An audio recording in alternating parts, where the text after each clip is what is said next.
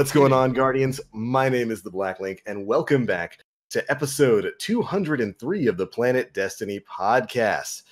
Oh boy, do we have an episode for you this week. There's so many different things to talk about. We've got our usual roundtable of hosts here. We've got Mr. Dan Finity, although I think he's down here for me. Yeah. My orientation. Hi. Hi, Dan. Oh. We've got Mr. Aura repping a team that might just burn down its own city tonight with a victory. Let's go Blues. Can they take down the Bruins? We'll find out. And our guest, Mr. Bartley, Sean Bartley, the one and only. Welcome back to the show. It's good to have you here, man. Hey, it's good to be here. Thanks for having me on. You could not have picked a worse week to be here because I know. We're gonna. Good thing I didn't have anything planned for the next 40 hours. Yeah, right? Because we're gonna be here for the next 2 days talking about everything we got to learn about over the course of the week. So hope you didn't have any plans for anything. I hope that cat isn't hungry because. Oh, she'll be hungry. You'll probably hear from the cat at some point. She does that when I'm, playing the games down here. She'll come to the gate and you'll hear, "Meow," and it's like, oh, she's either hungry or lonely. And I'm like, then I feel like a bad cat dad. And I'm like, should probably go feed her. Does she have opinions about Destiny too? She loves it. She watches. Yeah. I think she's her name is Ikora Ray. Ironically enough. Yeah. So we call her Cora. Good name. But I feel like she's a hunter though, because cat and hunter, and she kind of leaps around and stuff. I don't know. I can understand. Yeah, I could feel that. But still, Ikora Ray. It's a good name for a cat. Come on now. Come on. That's a good name for a cat. Like, if you haven't named your pet after a Vanguard member, what are you doing? What? It's true. Come on, Cade. Come here, little Cade. That's a great animal. I don't remember who it was. We have a couple of friends, and they have a dog named Cade, I think. Really? Yeah. I think I've heard them all, honestly. It was named after their grandfather, though. I know it's someone with a cat, a black cat. It's super cute. Its name's Eris, which is totally fitting. Moving into the show today. It's really cute. It's like black cat with green eyes. So it makes total sense. Perfect. That's perfect. I'm like, how do you not? What a great jumping off point there. So, of course, you are our guest tonight. So we're going to give you an opportunity here to let everybody know who you are and what exactly it is you do across the internet. Big streamer over here today. Happy to have him on board. So. Please. Take it away, brother. So, yeah, I'm Sean Bartley. I've been part of the Destiny community since the beginning. I'm a player since alpha. And I'm a streamer on Twitch. As well as just an active community member through Twitter and everything else. It's literally, I try not to call it an obsession, but it's a huge part of my life. That's why I had a conversation with someone yesterday about how can you get emotional about a video game, and we'll get into that today because of a lot of the happiness I think that we all feel. But how do you get emotional about a video game? It's like when it plays such a large part in your life, it's almost like your job or it's like such a big deal. So I've always been super invested in the Destiny community, but right now is a really good time to be a Guardian. So absolutely. I'm so excited. And I play games. I have a wife, I have kids. I met my wife through Destiny, actually, Destiny 1. We've been married 2 years was our anniversary just a few days ago. Congrats. Thanks. Yeah. So Destiny, why do I get emotional about Destiny? It's because part of my life. It's a big part of my life. So yeah, that's me. Yeah. No, absolutely. Just on the notion of getting emotional with video games, you can get emotional with anything that you've got an attachment to. People get emotional watching movies. People get emotional watching a play, listening to music. And video games are really no different. I can think of a video game right now that when I get to a certain point always gets me emotional. Metal Gear Solid 4. I believe it's Sons of the Patriots or Guns of the Patriots, one of the two. But the ending. The ending there is just a culmination of decades of Metal Gear storytelling. And I when I get to that line, Snake had a hard life. It's like, dang. You got Dustin here real quick. I think what for me at least, the emotional, obviously the story and the game and all the fun things we get to do, but it's all of the, I don't know if this is a cliche answer, but all of the relationships and friendships and all of the things the community base that goes around it, during all these things that just happened in the events, I'm in the back of my mind, I'm oh my gosh, how is so-and-so reacting to this? The members of my clan, I'm oh, I bet they're screaming and hollering. And it's you have this such a deep emotional connection to like the game, but it's also the connection you made with these people, and it's something that you can share together in harmony, in the good and in the bad. Even in the low parts of Destiny, it's like we still talk about how bad something is. You know, you still connect over it, you know, in some way. So it's really cool. Yeah, you know, with this being a franchise that many of us have been involved with for half a decade now, half a decade of Destiny experiences here. Absolutely, absolutely emotionally tied to it. And I would say this past week has definitely been an emotional week for the world of Destiny 2, because we finally got to see what's coming next. And oh boy, if you haven't heard anything about what we're about to talk about, it might just blow your mind. Hold on to something. Where have you been? Yeah, first of all, where have you been? Hermits in the forest, living the way we all should be, back with Mother Nature. No, that's an awful idea. Toilets exist and they're wonderful. Says gamers. Stick with society. Right. I got my Switch here. I can take this to Mother Nature, right? Yeah. Go play outside, you know, that kind of thing. Yeah. Go outside and play Switch. Shadowkeep. Destiny 2 Shadowkeep, something that was kind of leaked. They mentioned this. I think Luke Smith dropped something about that at the beginning of the Vidoc that they put out this week, showing off Shadowkeep and everything that was coming next. They're pretty bad at keeping secrets there at Bungie. But Destiny 2 Shadowkeep, the next major expansion set to drop with the world of Destiny 2, coming out September 17th.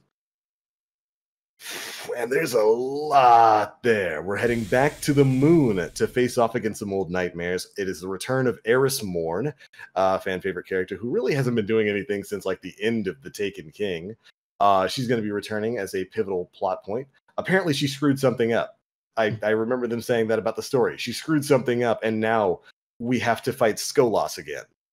Moon's haunted. Moon's haunted. Gotta go. We're Ghostbusters on the moon. That's it. That's the entire plot of Shadowkeep. Moon's haunted. We gotta go. We gotta go fix it back up.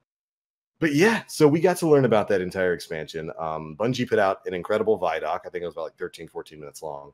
And whoa, they showed off a lot of stuff in that Vidoc. So I almost don't even know where to begin with this. What was you guys' favorite part of the reveals for Shadowkeep this week? I think that's a good question to start things off here. We'll start with our guest, Sean. Oh man, that's an intense question.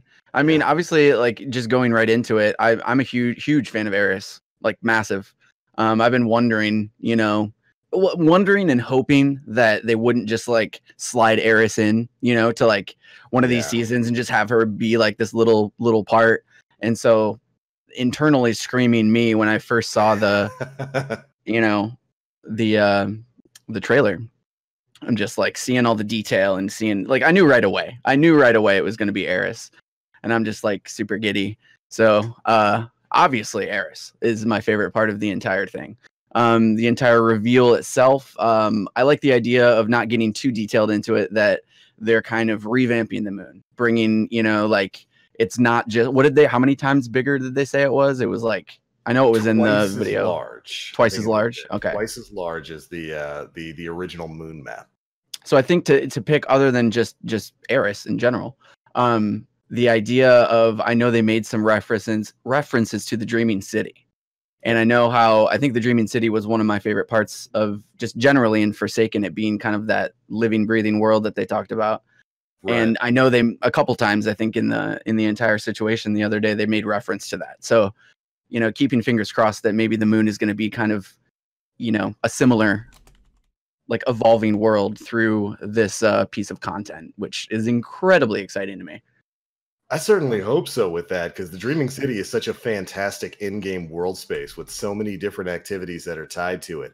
And while we don't know much about the activities we'll be engaging with in the Shadowkeep moon space, I do hope it becomes kind of like a new hub for us to do things like the Dreaming City is right now. What an incredible world space that is. And believe me, I feel you there when you're like, I hope they don't just shoehorn Eris in. And as something we've referenced on the show before, I hope they don't Osiris her. Yes. The way that character got treated when they bring her back. But it feels so bad that we have to say that about Osiris. Like, that was another thing I was really excited for, but I tried to like it too. Like, I tried to find the good in that whole situation.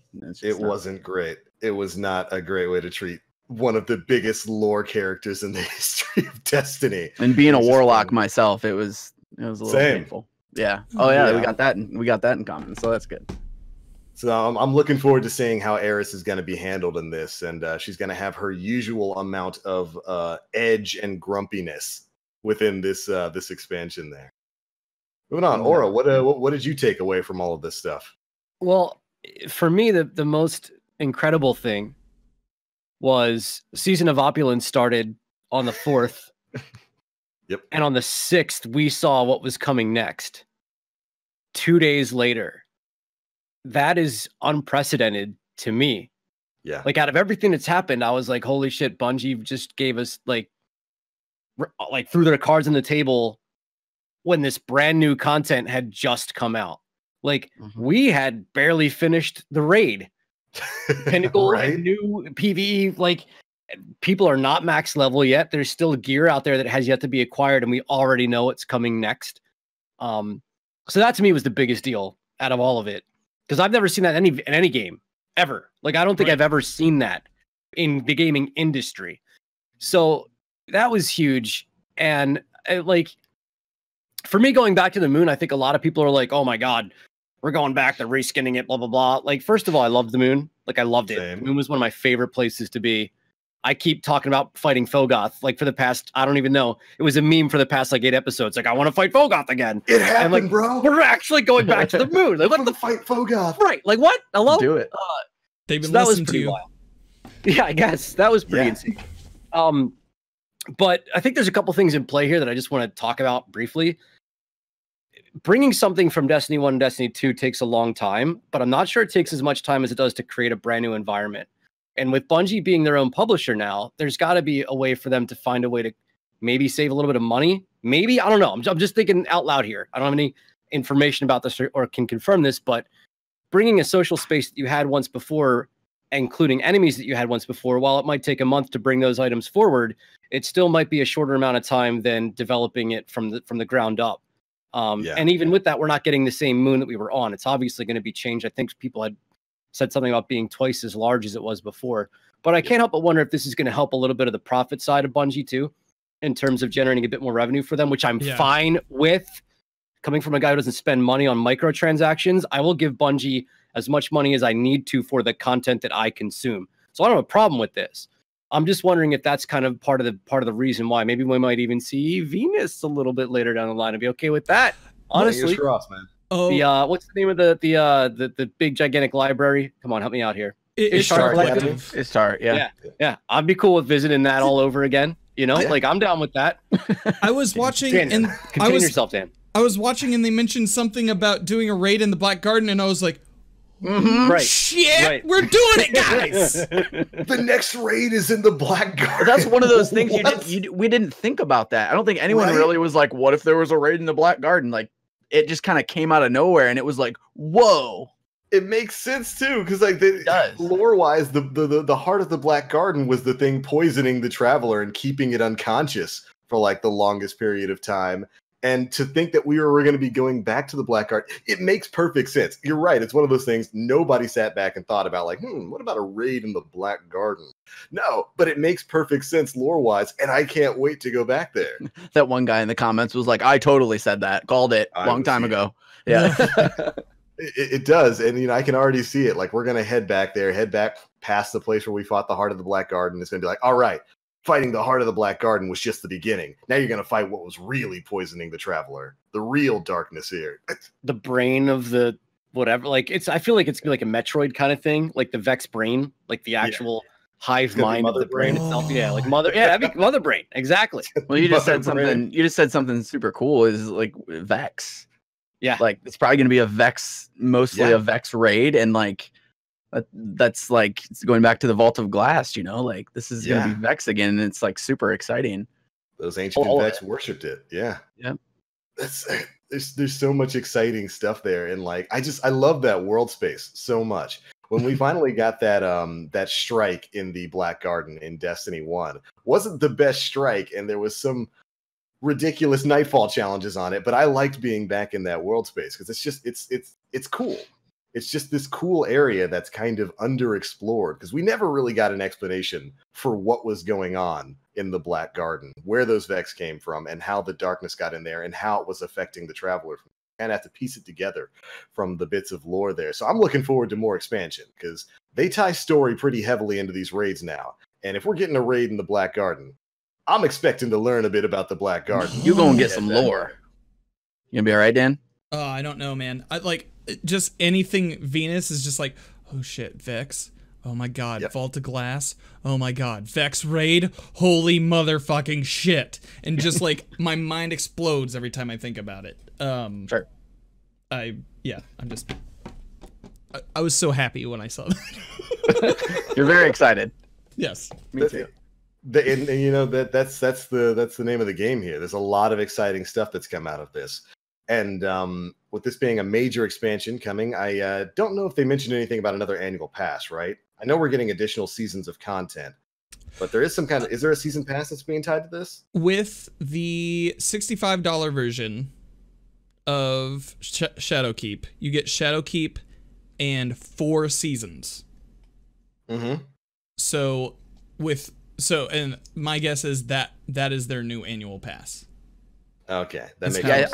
I think during the questioning portion of the stream, they talked about how they did the annual pass, they saw, but there was some some hesitation on we tried that, I think was the actual term used. Right. So that infers that well, I guess that's not the way that it's going to be this time. Yeah. Maybe maybe these seasons are broken up into separate DLC type. Yeah. I don't kind of like the old times. Yeah, they are broken up into separate purchases. That is something Sure. that they made a big point out of. One thing that I absolutely loved from this, I have no problem paying for a new expansion. But when it came to the annual pass, and I think this is something that even people on this show can attest to, like Aura. Aura's not a Gambit guy. He doesn't like Gambit. A lot of people out there don't like Gambit. A lot of people out there didn't want to have to pay for the Season of the Drifter in order to play Season of Opulence. But they didn't have a choice. You had to buy the annual pass and get all of that content. Moving forward, you're going to be able to buy individual seasons. So if they decide to do a season dedicated to Crucible, we'll say season 9, and Aura's just as happy as he can be because they offer 17 new fusion rifle perks that all make them crazy. But you're not a fan of Crucible. You can skip that and just buy season 10, which introduces, I don't know, SRL or something like some other kind of game mode that you want to get into. I think that, yeah, me too, man. I think that's an incredibly consumer-friendly thing to do. Not requiring people to purchase any kind of arbitrary pack for, how much was the annual pass? Like $30, $35? It was $35 because each one broke down to about $12. Right. But and then requiring people to purchase content that they may not necessarily want to play. Like a lot of people just checked out for the previous season. They saw, okay, this is primarily the Drifter. I'm not that interested in Gambit. I guess I'll see you in about 4 or 5 months when Opulence comes out. I like that they're moving forward with this kind of buy what you want, play what you want sort of model. And really, it's only the beginning when it comes to the good consumer-friendly moves that Bungie made, because Destiny 2, the base game is going free to play. This was a rumor for the past couple of weeks that seems to have been completely confirmed. Yeah, the base game up to Forsaken is going free to play across all platforms. So no matter where you play, Xbox, PS4, PC, or Google Stadia, ? Oh my god. You can play Destiny 2 free. It's going to be a part of a new package for the game titled Destiny New Light, which is pretty cool move. Pretty cool move. I think this is major for a lot of people out there that maybe heard things about Destiny, heard the memes about Destiny, saw Destiny 2 year 1 and were like, I'll hold off on that. This is a pretty good incentive to get those people to jump into the game. Forsaken's still going to be paid content, as is Shadowkeep. But I think the full first year of the game going free to play is fantastic. Yeah. Including endgame activities like the raids, Leviathan, Eater of Worlds, and Spire of Stars will be included in New Light. Yeah. Once you get to Forsaken, that's when you'll have to make a buying decision if you want to run Last Wish, if you want to run Scourge of the Past, and now with the newest raid, Crown of Sorrow, those kinds of things would be something you want to add. But they're making it a la carte to the point where you don't have to have, I think anyway, right? You don't have to have Forsaken to play. You do not have to have Forsaken to play Opulence, or you don't have to have Forsaken to play Shadowkeep. Right. Shadowkeep is going to That's be its own standalone. Yeah. Right. Which Great. is huge. Incredible to think about, but yeah. Yeah. It only took 5 years to figure this out. Yeah. Right. The part where I started crying was when they started talking about, well, I cried once, and it was for a good, like, it was a good, really solid tear that just moved its way down out of the side of my eye and down my cheek. And it was when they were like, "You're going back to the Cosmodrome." And Saying that's like they showed that like Nolan Bot showing up for the first time. I was like, that's so cool that if you're starting the game with new light, that is the first thing you see. Like, that you're actually starting the game. You experience it, Yeah. the opening the same way just about every other Guardian did. The birth of your Guardian. Yeah. Yep. And it hit me right in my stupid old heart. And it was just so good, man. And I think what's cool. No, go ahead. I was gonna say they said if you delete a character and start a new one, you can go back and do that. I'm like, Oh, for sure. I have no question in my mind. Like, what I'm saying is, like, for me, I think it was the coolest thing about that decision is like that was such a decision they made because they knew it was like it was something core to the franchise and something that was super important to them. And like that's what hit me in the feels is like this wasn't just like, oh well, we have to take them back to, like, no, they thought it out and they're like, we need to take them back to where you birth. And like I was just crazy. That was a cool moment. That was definitely a moment of just developer goodwill towards the community because they 100%. knew the kind of reaction that would have. Because they didn't have, you're right, they didn't have to do that. They had to recreate that entire mission here in Destiny 2 for this free Destiny New Light sort of thing to give new players the same start we got 4 years ago. And that was an incredibly nice gesture. And for although I will laugh for a moment, Twitch chat thinking, wait, D1's coming back? Oh yeah. I very much wish, but it's just the first mission. It is just the very, Yeah. it's Eyes Up Guardian. That very first mission from Destiny 1 is going to become the new starting point for new players in Destiny 2. They're going to be able to experience that very first mission, just like all of you did all those years ago. And still, that was a we love our game kind of moment. Mm-hmm. And which really, that whole Vidoc and the live stream and the Q&A session afterwards, that's really what it said to me. Sean, you were talking before we went live about a moment where they were like, there's only two people, or rather two groups that control the future of Destiny now. And that's Bungie and the players. And that really showed. They really showed that off throughout this last week, and they really showed their commitment to Destiny. I think there was a lot of people who were concerned that now that Activision's gone, Bungie was going to be ready to move on to something else, maybe something that's not quite as big of a money drain as the Destiny franchise. But no, Bungie's showing right now they're committed to this game. They love it just as much as the players do. And now they're allowed to do whatever it is they want with the franchise, which is apparently make it more MMO-like, which... Well, so they, like, the first time that word was even never mentioned was when the Activision umbrella had finally been removed. Yeah. We've never heard Bungie refer to it as an RPG MMO at all. It's always kind of been a shooter or no term whatsoever. Yeah. So for them to finally make and use that terminology, like that's the first time I've ever heard anybody mention that it was going to be. And they've showed us a little bit of the framework to prove that that's going to be coming. And we've seen a little bit of it with Forsaken, with the storytelling that came with the narrative that came with that. We kind of went away from it a little bit with Season of the Forge, and Season of the Drifter brought an element of it, but from a different side. You know, all the focus being on the Drifter and his lore and the Allegiance quest line and stuff like that. But now that it looks like they're starting to implement that again with, I'm going to keep calling it Shadow Deep just because I'm an idiot, but with Shadowkeep, like, so Shadow like, Deep. I'm going to keep calling it that. I'm telling you right now, I'm going to refer to it by the wrong name for the eternity of it. But I feel like they're starting to lay the brickwork for delivering that RPG/MMO. We saw it with the gear stats and how they're changing around armor stats as we move into September as well. We saw a sneak shot of intellect, discipline, and strength, which was gear stats from Destiny 1 that were geared towards your grenade cooldown, your melee cooldown, and your super cooldown, correct? Yes. In a minute. Yes. Yeah. Correct. Oh my God. Oh my god.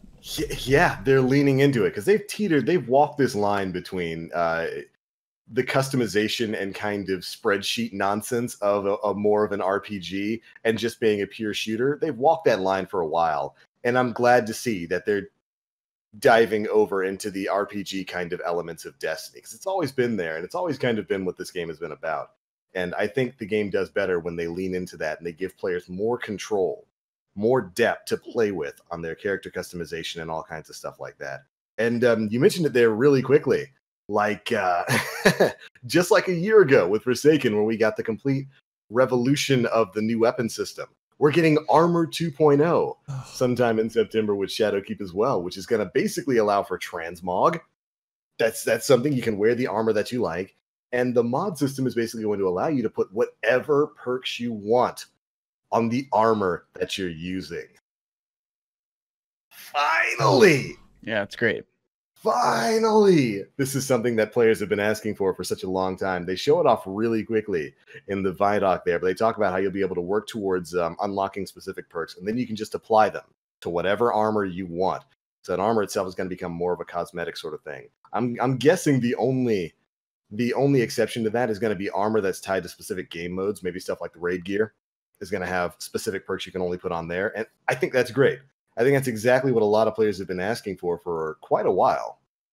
What about you guys? Yeah, I feel like the when it comes to the armor and stuff, it's going to be just a whole new world. You know, dare I say, like being able to min-max a little bit in Destiny. Yeah. Like you go on YouTube and, you know, there's a lot of content creators that put up a lot of different, like, quote unquote, build guides and stuff like that. And, you know, realistically, I've gone in and tried a lot of these different builds, and it's kind of like, doesn't make much of a difference. But people, I think it shows how many things you can go into on YouTube and wherever else that content creators are working on. They're like, they want to be able to make build guides and like for certain things in the game. And I think being able to have these, you know, perks to where, and I mean, if you look at the pictures, like the screenshots that everyone took from the vid doc, like these are some very extensive, like looking areas and the ways that you're going to be able to upgrade your armor, and it looks like other things as well. So it's exciting. I'm waiting to see. I want to see more, and I want to see more. And but I mean, off the get go, it's like incredibly like unreal. Kind of honestly, this to generalize, like I'm kind of still processing everything, and it almost doesn't seem real to me. Like that this is, dare I say, like kind of the Destiny that I've always wanted in my heart. So yeah, I mean, it's really, really going to be in depth, hopefully, and I'm looking forward to seeing more information about it for sure. Yeah, I absolutely agree there. Absolutely agree. And when it comes to builds, being able to actually customize things further, I can just see my dude Aztec Cross sitting there sweating like, oh, it's time. It's time, boys. It's cool, man. That's kind of what I wanted from Destiny all along. I'm right there with you, dude. I remember them saying something along the lines of like, you're probably going to care more about how your character plays than how it looks. I could have sworn I heard something along those lines. So I don't know about customization of random acquired gear, or you'll have a gauntlet from one armor set that has the exact stats that you want on it with the perks you want on it. And you'll have boots from a completely different set, and that's how you want to play. So you're going to put them on your character. So your character might end up looking like my Destiny 1 Guardians did, because for me, it was all about reload speed or melee speed, more so than some people wanted to be able to throw a grenade farther, those kinds of things. But my characters in D1 looked atrocious because I didn't care what the armor looked like. I just cared how it played. And I feel like that's what the message that they were kind of conveying moving. And it's a bit of a disaster right now, and even in D2, just the sheer amount of gear that you get by playing the game, trying to go through. I tried to, before the raid started, I'm like, I'm gonna make sure I have gauntlets that are like, you know, fusion rifle scavenger and grenade launcher scavenger and shotgun scavenger, because I don't want to be using. So like, there's a part of that that's already in play that if you pay attention to it will drive you crazy. I can only imagine my level of ADD and mismanagement when they expand it even further. Like I'm gonna be keeping everything. So I'm really hoping we get more vault space. Spreadsheet or over here. You know, God, I have one. I have one for all the scavenger and reserve armors that I have on all three characters. I literally have a spreadsheet that says, all right, my warlock already has grenade launcher reserves and grenade launcher scavengers on this piece of armor, so I know what to pull. I'm not even kidding you. I tried to be organized like that. It didn't work very well. And after like 15 minutes, I was like, this sucks. But I attempted it. Because it's fun. Also, in my opinion, I mean, yeah, it's ADD and it's like kind of crazy, but it's like, even now when I'm going through my gear, I'm, you know, like, up, time to go to bed. I got to work in the morning, you know, it's later at night. And then 30 minutes later, I'm still like poking through my gear. Imagine in September, like, yeah, 3 hours later, 4, you're just in your menu and you're looking at your mods and you're this and you're that. And it's like, I love games, you know, I love MMOs. I love those RPG and all those elements, but it's like, I get so tied up in those like menus. So I'm sitting, half the time for me is like playing that part, and because I find that fun, you know. Same, you know, I oftentimes compare this to more RPG focused games like The Division. This is the exact sort of thing that I do in like The Division and The Division 2. I'm sitting there min-maxing like, but this backpack gives me slightly more reload speed on LMGs, but this other one gives me plus 11% weapon damage as a general bonus. I'll keep both of these, and then maybe I'll swap back and forth as I'm doing a tech build versus a high damage build and stuff like that. I love that. I love that kind of thing. I love being able to have the freedom to fully customize my gear, my loadouts, and stuff based on the content that I'm playing. And that's something that looks like it's going to be seeing an expansion as we move forward. And I cannot wait. I really cannot wait to dive into that in a more full manner. And like, there's, you know, my hope is that we see, you know, the beginnings of that process. Yeah. In Shadowkeep. I'm not expecting it to be this like massively reworked, like perfect system. Right. I think we're going to see that in future iterations of the game. But you know, I'm hoping for a new like formula that's going to be going into the future where we're able to kind of see what their vision is for that process. That's my hopes for September at least. Right. So moving on from there, that was Armor 2.0 with the changes coming to your gear system and whatnot. Another big thing that they announced was, of course, the confirmation of cross save. All right, I was prepared to be disappointed on Thursday because of all the conversation that was being had, especially like, so Jason Schreier wrote an article for Kotaku on Wednesday where he was like, data miners found this image for cross save in the files for Opulence. So far, it just looks like Xbox, PC, and Stadia will all have cross save, and PlayStation's still up in the air. And I was like, of fucking course it is. Of course. And like, there's still no news common on reaction, I think. Yeah.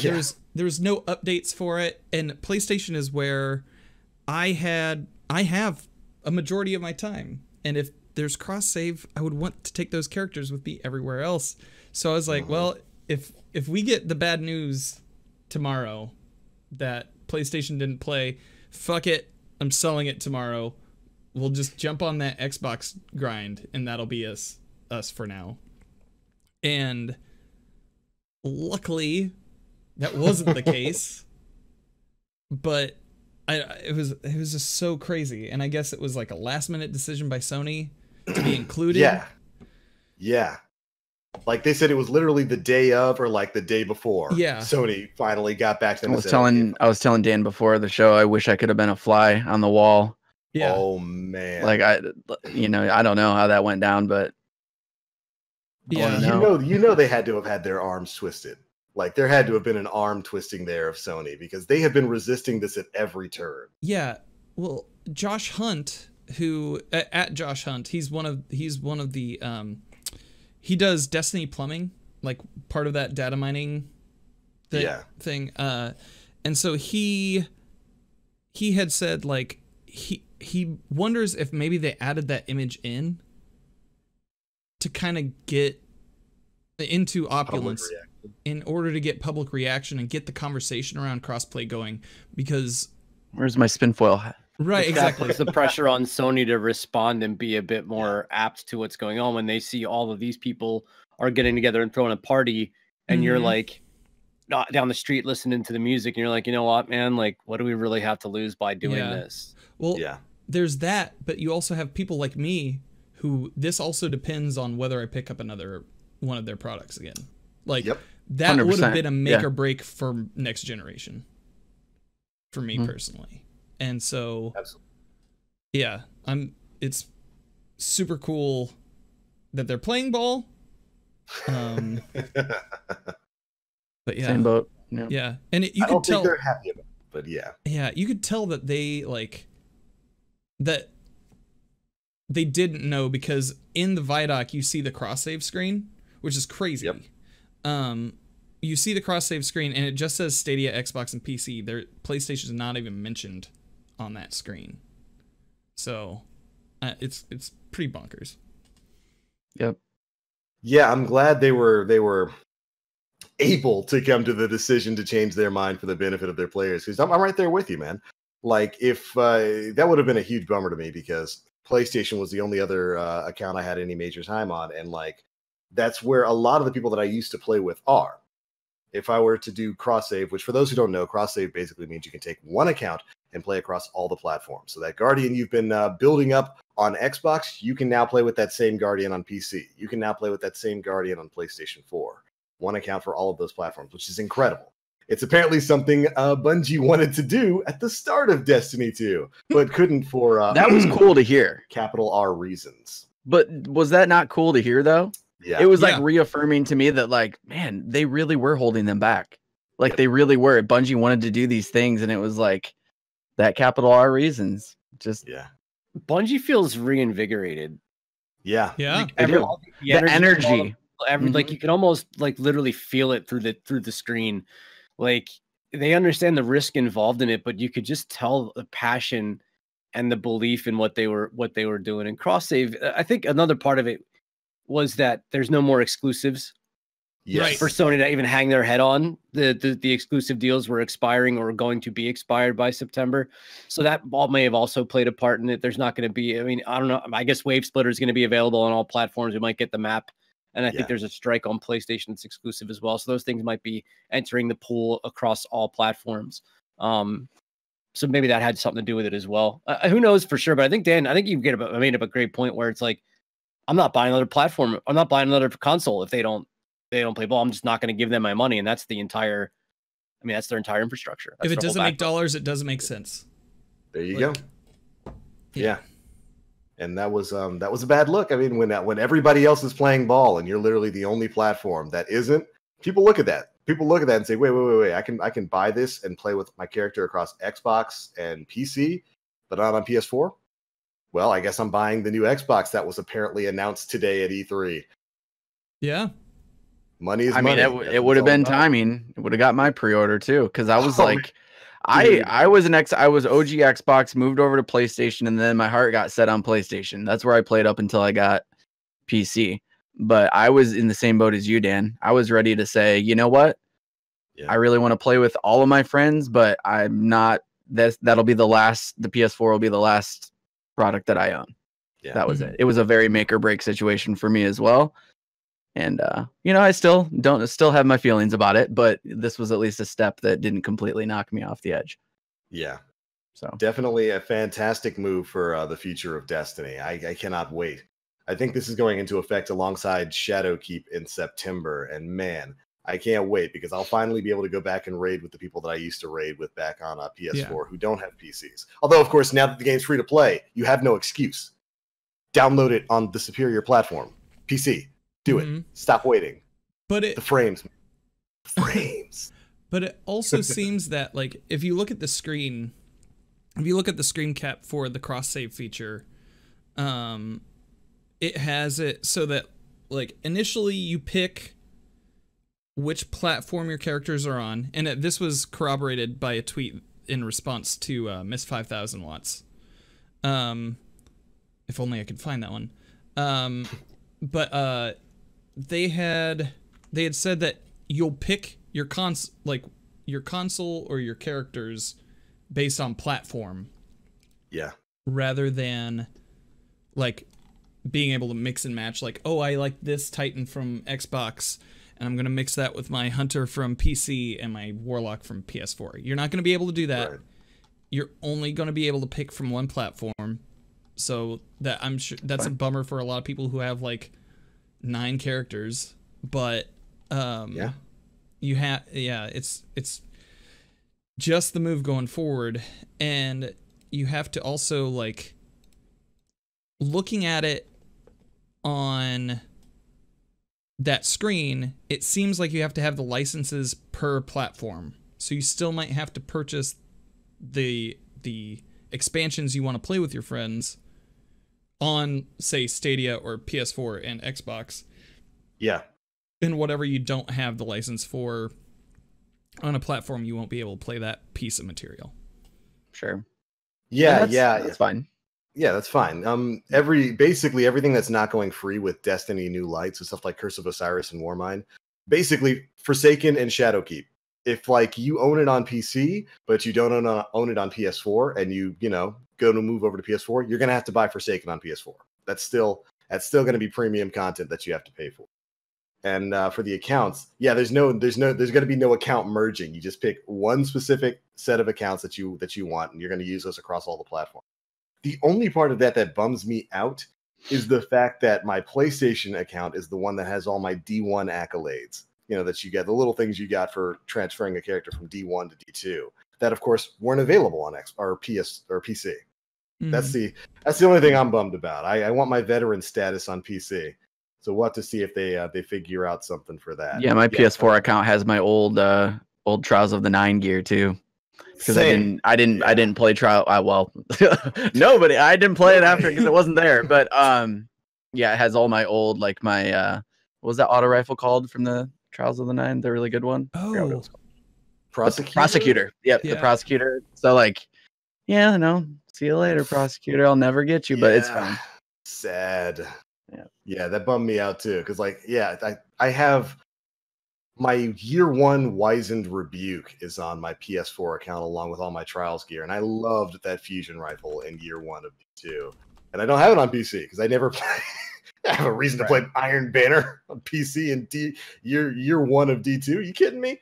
And so I'm gonna miss some of those accolades. And but I'll take it. I'll take the cross save. I'll take being able to take the character that I've put 6, 7, 8, 900 hours in on PC and play it everywhere else. This is something that we've wanted for a long time, and it's really good to see that Bungie's finally getting to implement it, because it looks like they've wanted it for a long time too.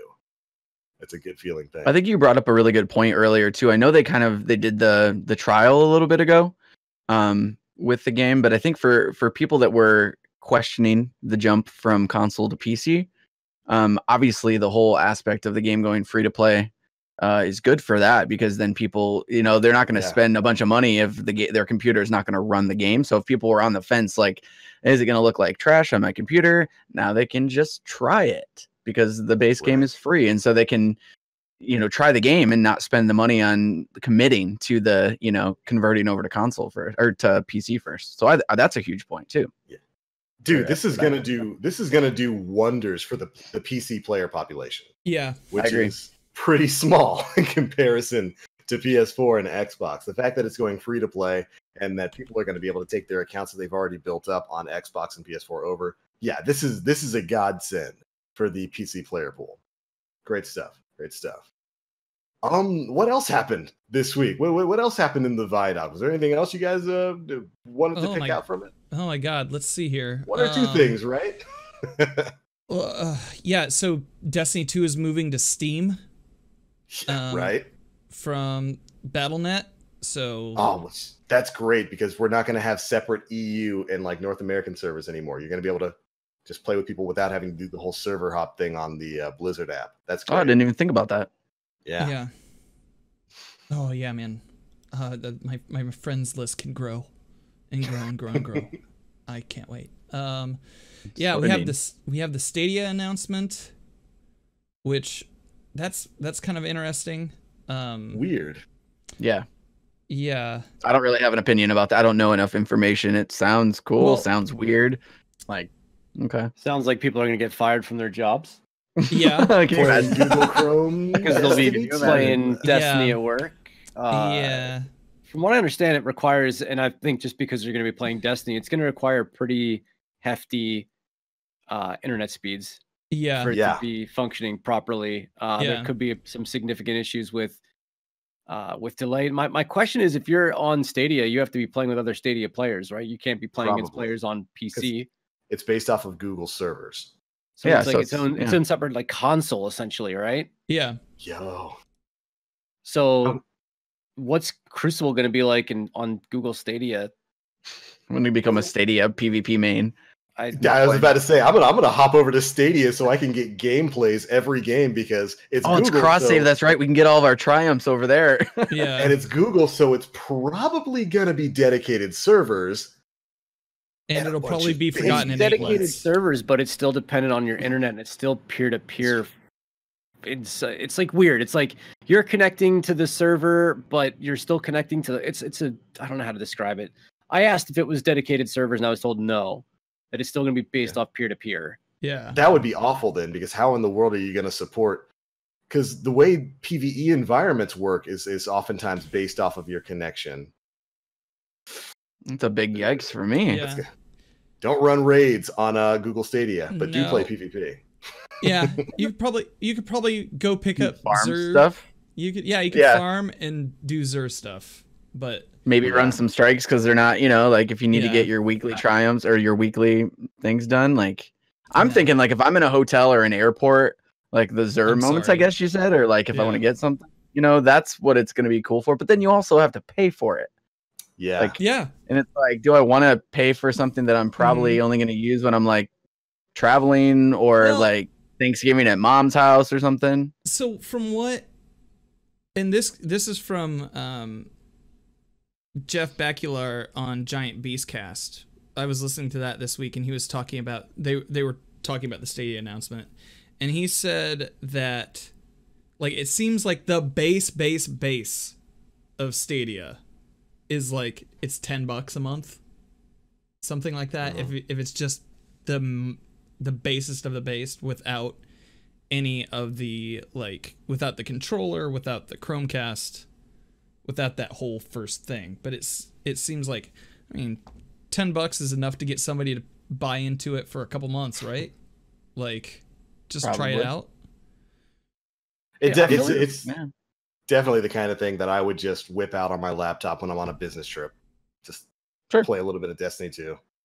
Unless, you've got a laptop just strong enough to run Destiny 2, in which case, why have a Stadia? Yeah.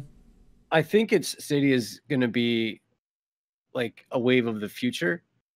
And this will be a really good test to see if it's up to par right now.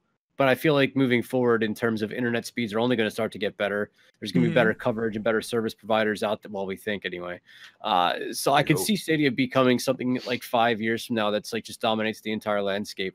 I want to physically see it in action before I'm like, I mean, I don't really travel a whole lot. And if I am traveling, it's probably due to the fact that I play too much video games already. So like bringing it with me is probably not gonna be an option. My wife's probably not gonna be too happy if we're like gonna go, on vacation. Here I am playing Destiny. Like she finds you in the bathroom, like with your laptop, like exactly. Man, sitting by the pool playing Destiny 2. Yeah, there's probably a reason why I'm traveling without the video game system. But I'm really curious to see how it progresses. Yeah, it seems interesting, especially in this future where Xbox is like they're doing the xCloud stuff. Yeah. And is that a similar situation? Kind of. I have yet to watch the announcement, but from the things that I've been seeing, like in like tangents on Twitter and stuff, it looks that looks like it's going to be pretty impressive. Okay. Interesting. Well, it's definitely going to be one of those things that I watch before I try. I'm going to need to see how this thing works, and if it works well before I'm willing to put any money into it. Dan, you were saying it was $10 a month, and then was there like an initial fee, charge? At base, Google Stadia is supposedly $10 a month. Now, I could be wrong on that because I'm saying this second, third, fourth word, but it's like that. That seems like a good entry point for somebody to try it for a couple months. Right. But they did release like a founder's pack that's like $130, and you get the controller, which can Kelly Martin from my chat was saying that probably holds the DRM in it. Yeah. Which would make sense. And you get like a Chromecast with it, so to like play it on. Yeah. Mhm. Okay. Right. Okay. Okay, that's interesting. That's The interesting. controller looks pretty cool. yeah. Like it's a controller, but it looks pretty Yeah. cool, I guess. But it also works with Xbox and PlayStation controllers if you're working on PC, like as long as they're plugged in, I think. So, I mean, it's Then $10 a why month. would you get it? Yeah. Right, yeah. Right. Yeah. But interesting. Google Stadia gonna be an interesting platform to play this game. Either way, it's going to probably bring more people into the Destiny community. I'm all for it. Either way, Yeah. regardless of what you think. More people enjoying the game is cool in my book. Yeah. Yeah, same. That's what cross save Alright. seems to be across the board. Is just Yeah. more people Yeah. in the community. And I have a feeling it can only be good for the overall community. And More for the people game. messing up the Blight public event. Love it. If that happens, it's Glad's fault. It's 100% Glad's fault. That tweet, You're I also was like, very upset about that. How dare you? How absolutely dare you, sir? Just He does don't all do this the awesome stuff, then tweets public that. event. Just don't do it. Just don't even go there. Just go do other bounties. Go somewhere Other- else. And Avoid yeah, you just see public a blight events at all pop, costs. avoid the blight at all costs away. on all Yeah. platforms, on all social spaces. Yep. Especially on Stadia. Yo, you guys see Widow's Court is coming back as Yeah. the PvP map alongside 3v3. 3v3 Mhm. elimination at that. Looks like Feels good, man. That's that. I think we saw. Did we see Twilight Gap too? I saw people I believe talking so, about yeah. that. yeah, it looked like a very different like looking Yeah. Twilight Gap, but it was Twilight Gap, I believe. It's Yeah. about time. Like, I Mhm. still don't understand why we haven't gotten a Crucible map in like the last 9 months. Come Feels on, bad. man. I Yeah. like how Hand it they over. address that too. Yeah, they did. Um, Said, yeah, we're sorry. We're gonna have a season dedicated to PvP coming up soon. Please look forward to it. TM. But yeah. So we're gonna be getting some kind of 3v3 elim back. No word on trials yet, but the fact that they showed off 3v3, I think, is a pretty good sign. Mhm. I would take that as a positive sign for things moving forward. And I hope we get trials back at some point in time in the future. yeah. I think Crucible Labs That's it. is going to be actually, well, hopefully, I hope they're going to use Crucible Labs to be Crucible Labs to try out, like Right. the whole point was to try out these game modes, especially stuff like elimination, to where I think they've listened a little bit to the community and they know when and if they bring back trials, I think a lot of people are catering towards that 3v3 elimination. And this is maybe going to be their way to throw it in there and say, hey, first of all, go have fun because we know you've been waiting for this. And B, give us all your feedback because we want to know how this plays.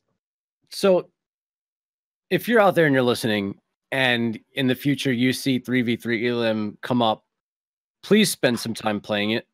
Yes. Because the only way they're going to pull the data points and be able to figure out if it's a suitable environment for their system and their sandbox is if we have Guardians in it playing it. Yep. So I think a big fallback for Crucible Labs was that it didn't really offer anything that a lot of players felt the need to get involved in.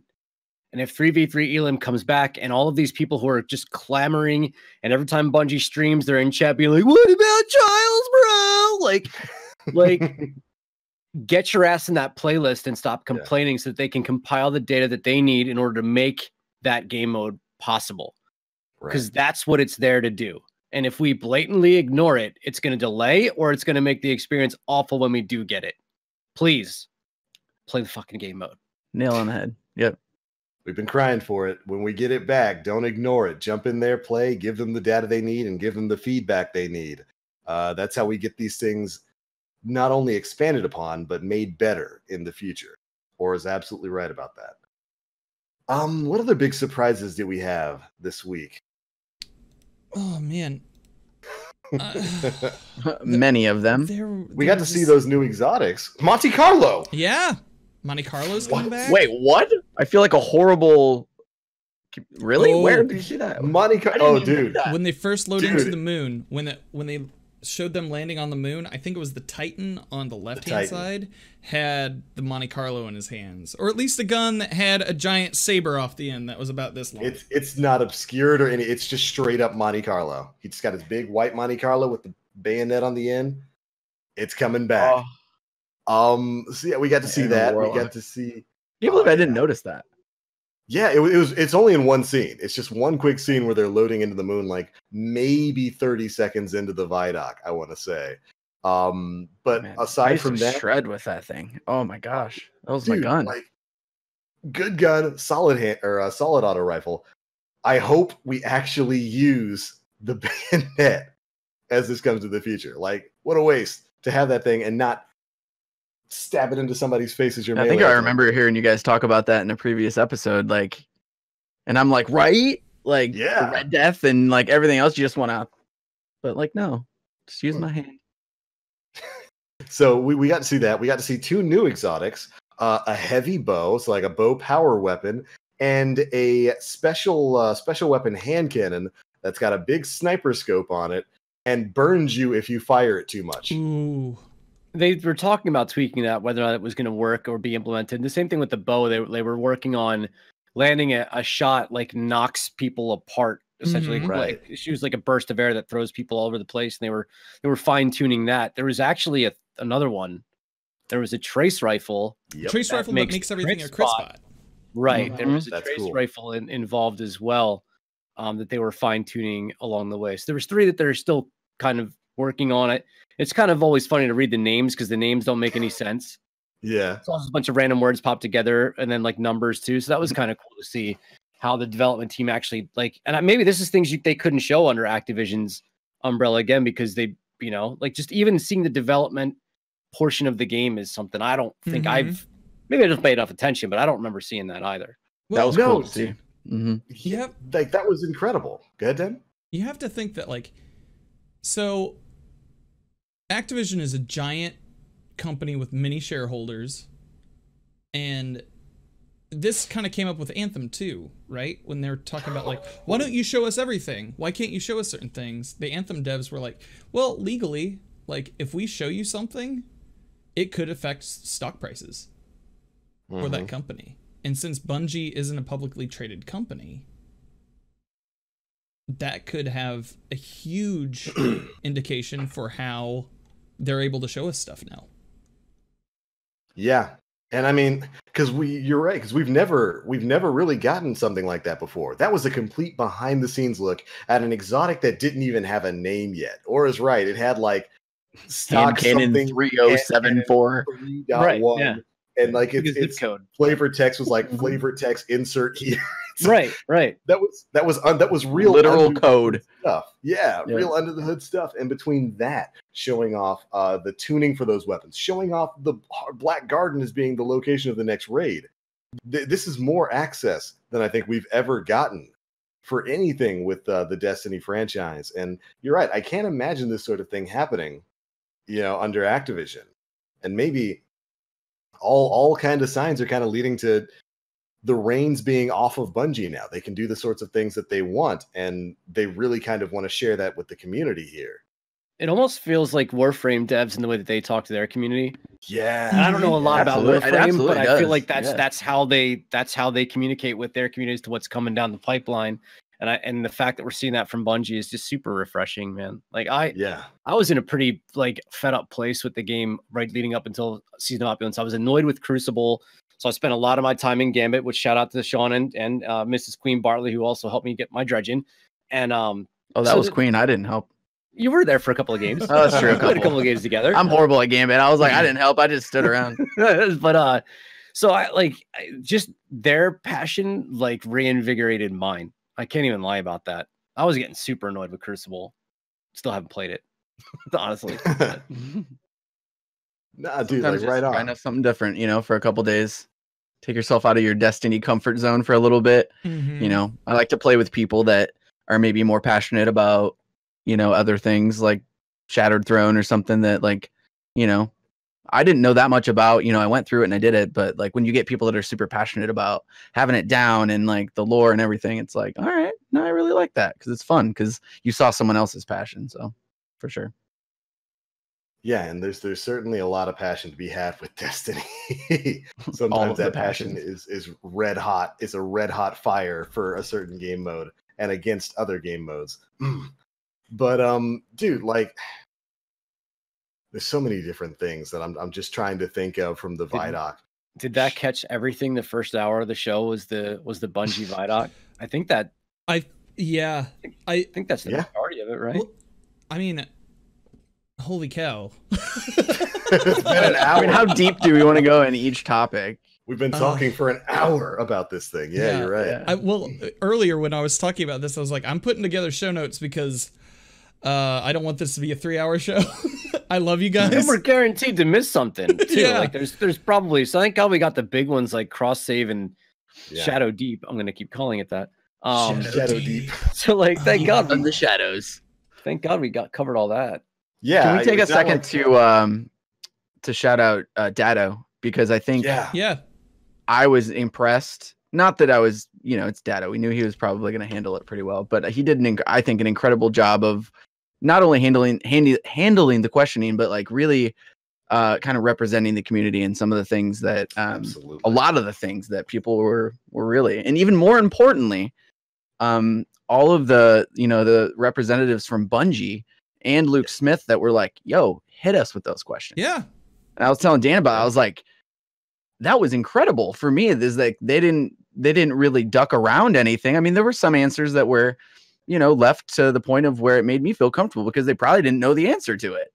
Like, the answer a question you don't know. 3 was the one that got me when it was like, sure, that I was asking like specifically like, is Destiny 3 a thing? When is it going to be here? Blah, blah, blah. And I think Luke was like, we're just going to work on what's the first step now, and before we talk about what's going to be in the future. Yeah. And our next step is Shadowkeep, right? Like that's what we're going to do now. We're not going to talk or promise anything in the future other than what we have currently on our plate. So I think he just said like, we're working on too many things right now for that to be a current thing. So D3 doesn't appear to be on the horizon yet, but right. So how long do you think they support D2 though? I think a while. 2021. Yeah. Mm-hmm.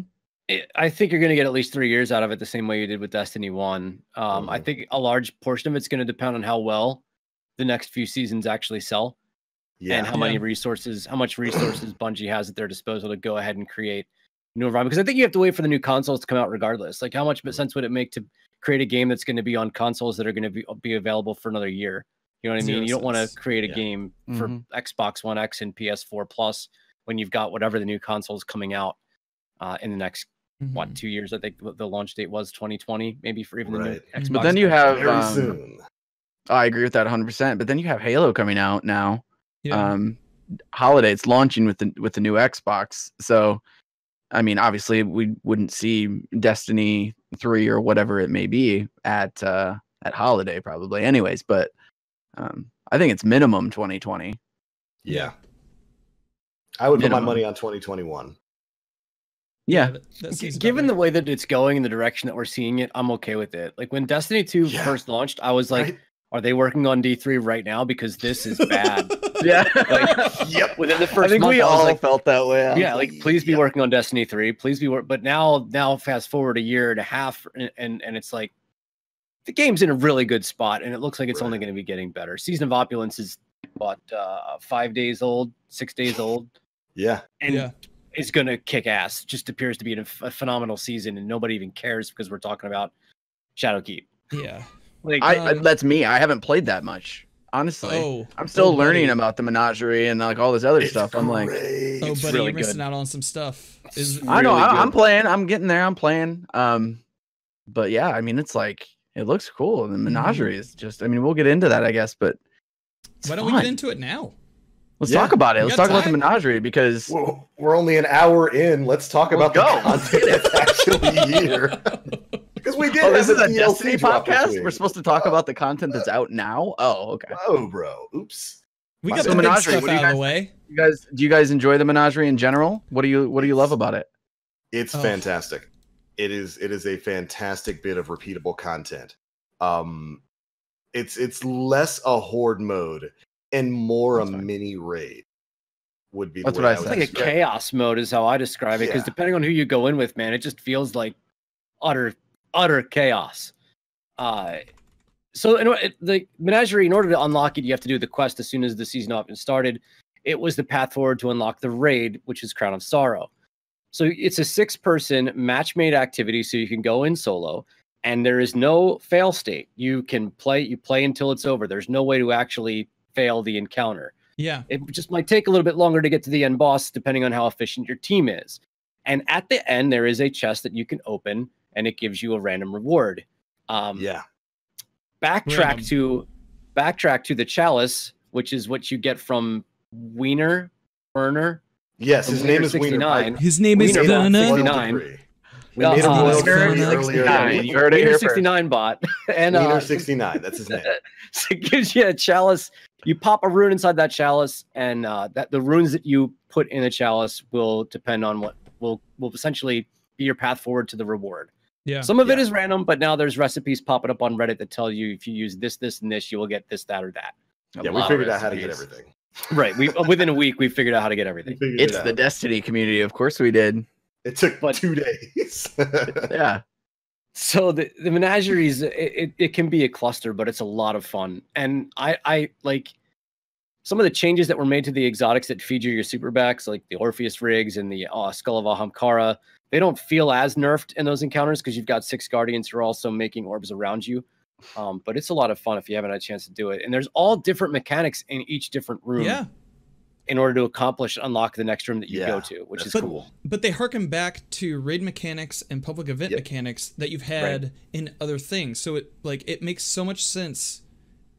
I went in completely blind on Tuesday. Same here. And had a fucking blast. Because it's great. Figuring it out and everything. Yeah. And the blueberries were doing the same. It all felt like we were adventuring together and just figuring it out. And Menagerie standing basically for a zoo. It is. That place is a wild zoo that you go into. And I love that each of the encounters is based off of, like Dan said, a previous raid mechanic and or a previous public event mechanic. The gauntlet from Leviathan is one of the sections in there. It's so fun. I love that one. And I love it. There's another section that basically incorporates sword bearing from the Crota raid, from the Dark Below, all those years ago. You got to get swords, pop some shields, and then take down some dudes. It's great. There's the Wrath of Machine mechanic for opening the first encounter. Yeah. Yep. Is in there too, where you got to run through the little glowy spheres and slam. There's so good. And then the bosses are going to be changing. This Tuesday, there should be a new boss. I don't know if it brings with it a different reward system or a different difficulty level or whatnot, but right now there's a giant Vex guy who throws walls at you, which is awesome. Great. Dude, that was a first. Simple. It felt fresh and new. I was very surprised and gladly surprised by that mechanic. It was cool.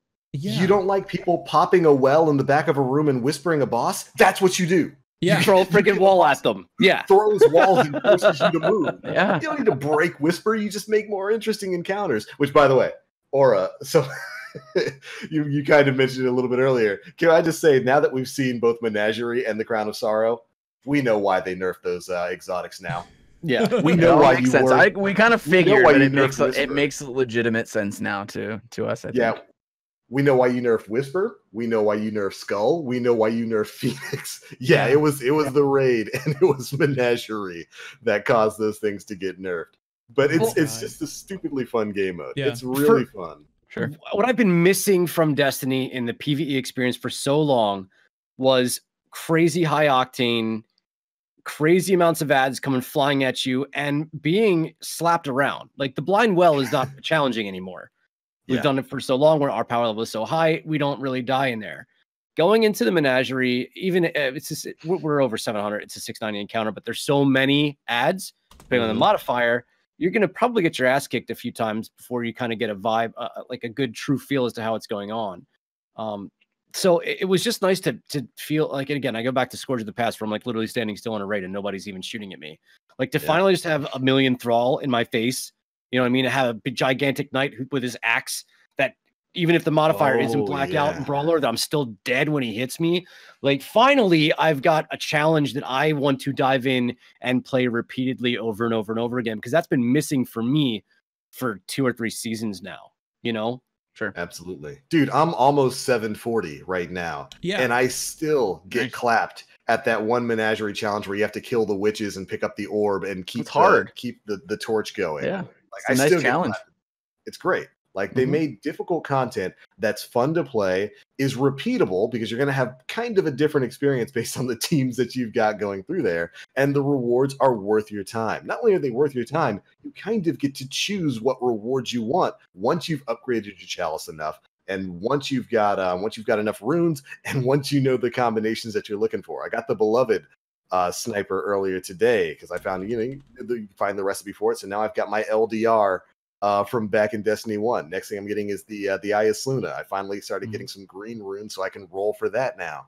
This is the exact kind of content I was looking forward to, and as an in-game kind of repeatable thing that isn't raid based in the world of Destiny 2. And the fact that it's match made, it works. This works good. Is a game mode that works, and I cannot wait to see how heroic mode is going to change it because we're getting that in like a week or two, and I'm no expecting idea that to be the 750, just like Shattered Throne was the max power level for Forsaken. I'm expecting heroic Menagerie to be the top power level encounter that you can get, and I'm hoping, honestly, I'm hoping it rolls at like 760 or 765 or something. Give a delta over our max power level to give us that challenge over and over and over again. I'll say this about all my blueberries in Menagerie: thanks for being ballers, man. Like I have yet to solo queue that and have a difficult time with teammates, and I think having no fail in it, no fail state, I think that helps out quite a bit. But all the blueberries out there, if you're matchmaking with me on PC, keep crushing it, dudes. Very, very proud of my teammates in there. That is a very interesting part of the Menagerie. There's no real fail state in there. You go through different challenges, and each challenge has a time limit. You can complete that challenge before you finish that time limit, and if you do, you actually complete a triumph that rewards you with 500 Imperial, so it's worth doing. But if you happen to run out of time, you don't fail, you don't get sent back to orbit, you just get sent to another challenge, and you keep doing that until you fill a progress bar, and then you fight a boss. And as I recall, that boss doesn't have a fail state either, does he? You just keep fighting until you kill him. He just keeps throwing walls at you. He just keeps throwing walls for now until the next boss comes. You can just keep chain dying. I don't know what happens next. Heroic has to be the introduction of fail states, though. Wouldn't you say without a doubt. Maybe even a 15-minute time limit on it. I could even see that being the case. What I'm hoping it's not is fucking modifiers. That's already modifiers in there. Yeah, I know. Which I'm hoping that or give it again. We talked about this last week. I'm done. I'm done with modifiers. I'm done doing tier 2 reckoning and not being able to get it done. And it's tier 2 reckoning. It's tier 2 reckoning, and I can't complete it because the reckoning is so bad it's right tier now. 2. It's so bad. Tier 2 reckoning. And reminds me of the show last week, just blowing Aura's mind as we go through the modifiers that are in the game that don't exist in the right spots, that just aren't anywhere else. They're only in heroic adventures, and they're fantastic and amazing, and you can't play them. But with heroic mode of Menagerie, I get the feeling you're right. It's going to be that 750 game mode, and then the way these challenges work right now is if when you're doing a challenge, they throw additional challenges at you, like complete this objective, and then it'll spawn stronger enemies. That's where I get the feeling the challenge is going to be. Everything's going to be 750. If you start completing those challenges, it's going to start throwing 760, maybe 770 enemies at you. Oh my god! Bring it please. That's going to be a clap. Kick my ass. This is do it.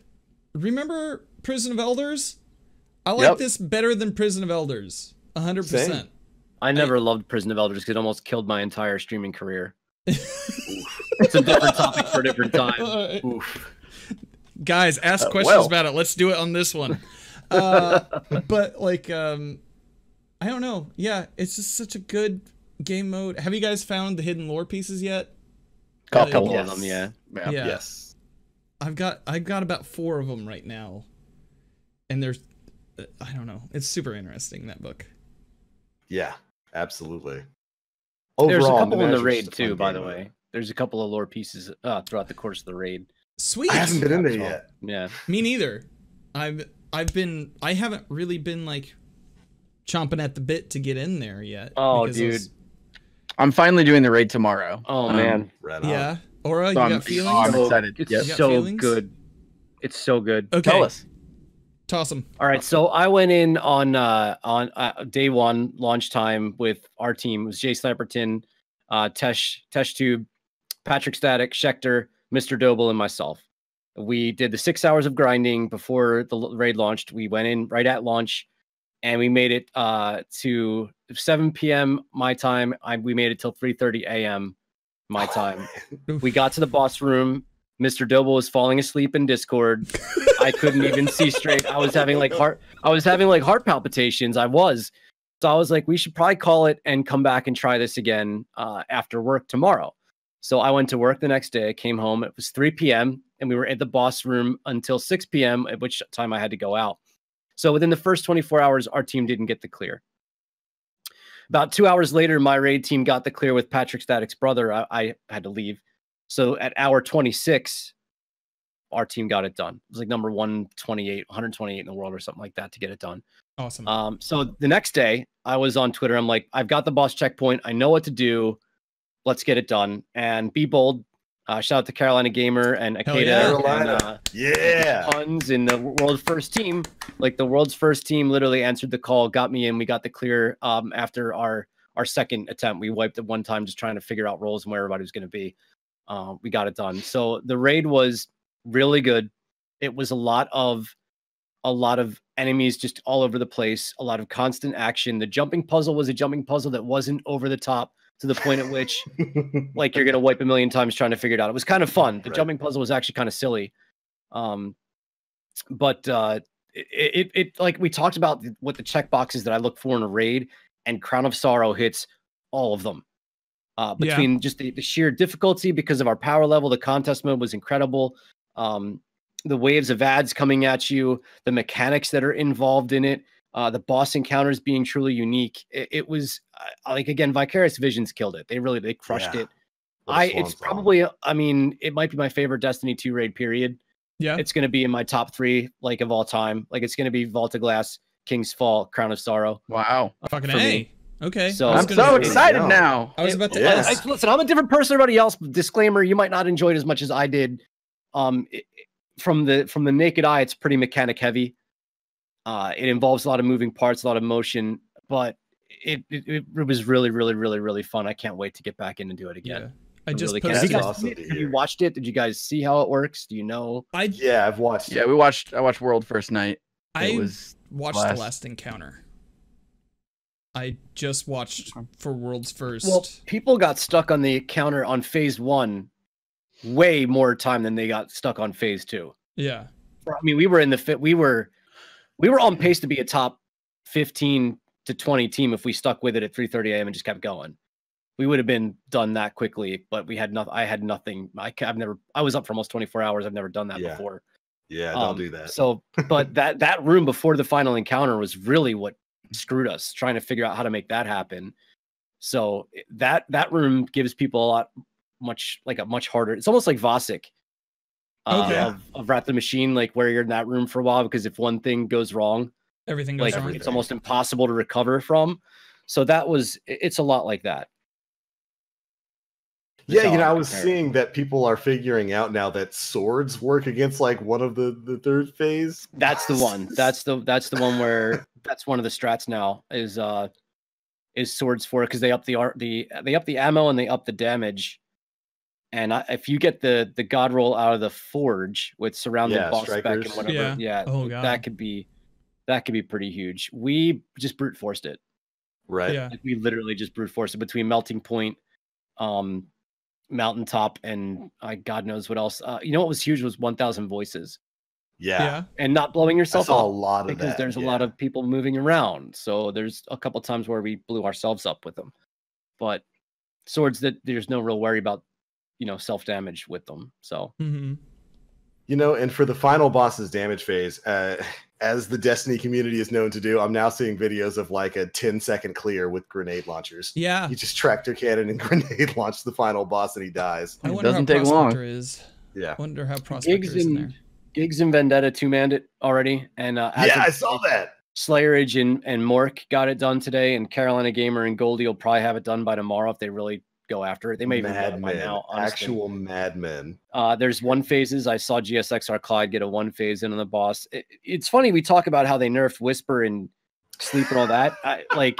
And here we are, literally, we're Outbreak priming the boss. Yeah. We're using a kinetic weapon to kill the boss, and it's working. The funny thing is, our loadout for phase 1 of damage phase, I was using a threat level, a Yotun, and an avalanche. I didn't have a primary weapon, and I didn't need it because the ammo bricks were dropping. So and it was really, really fun to do a raid encounter and not use a primary weapon. It was really fun, actually. Yeah, it looks like a really fun time, and I'm going to see if I can get in there sometime this week to go ahead and get that done, get a chance at that new SMG, because it looks like an incredible raid. Yeah. Really. As I was going to ask next, or what was your favorite piece of loot that you received from the raid? So I got a chest piece, the Warlock Bond, and 2 helmet. I did not get a single weapon to drop out of it, which was interesting. But so the armor looks pretty cool. I think the Warlock armor looks pretty cool in my opinion. Gorgeous. It's so good. The weapons, a lot of people in chat are commenting about how ugly the weapons are. They're very rusted, like they've been left outside in like a desert summer. They were, yeah. And apparently a shader doesn't fix it. Yeah. Don't they like light up or something though? Like when you shoot them? I don't know. We are a couple people like, don't mean it that way. They're our clanmates finished the raid yesterday, and we were out doing some stuff with one of them yesterday. And yeah, there's a bunch of symbols. He got the auto rifle, and when you shoot it, like a bunch of these symbols like glow when you shoot it. Apparently, that's cool. Yeah, I don't know. I don't think it was like an ornament or anything. I think it was just the gun. Yeah.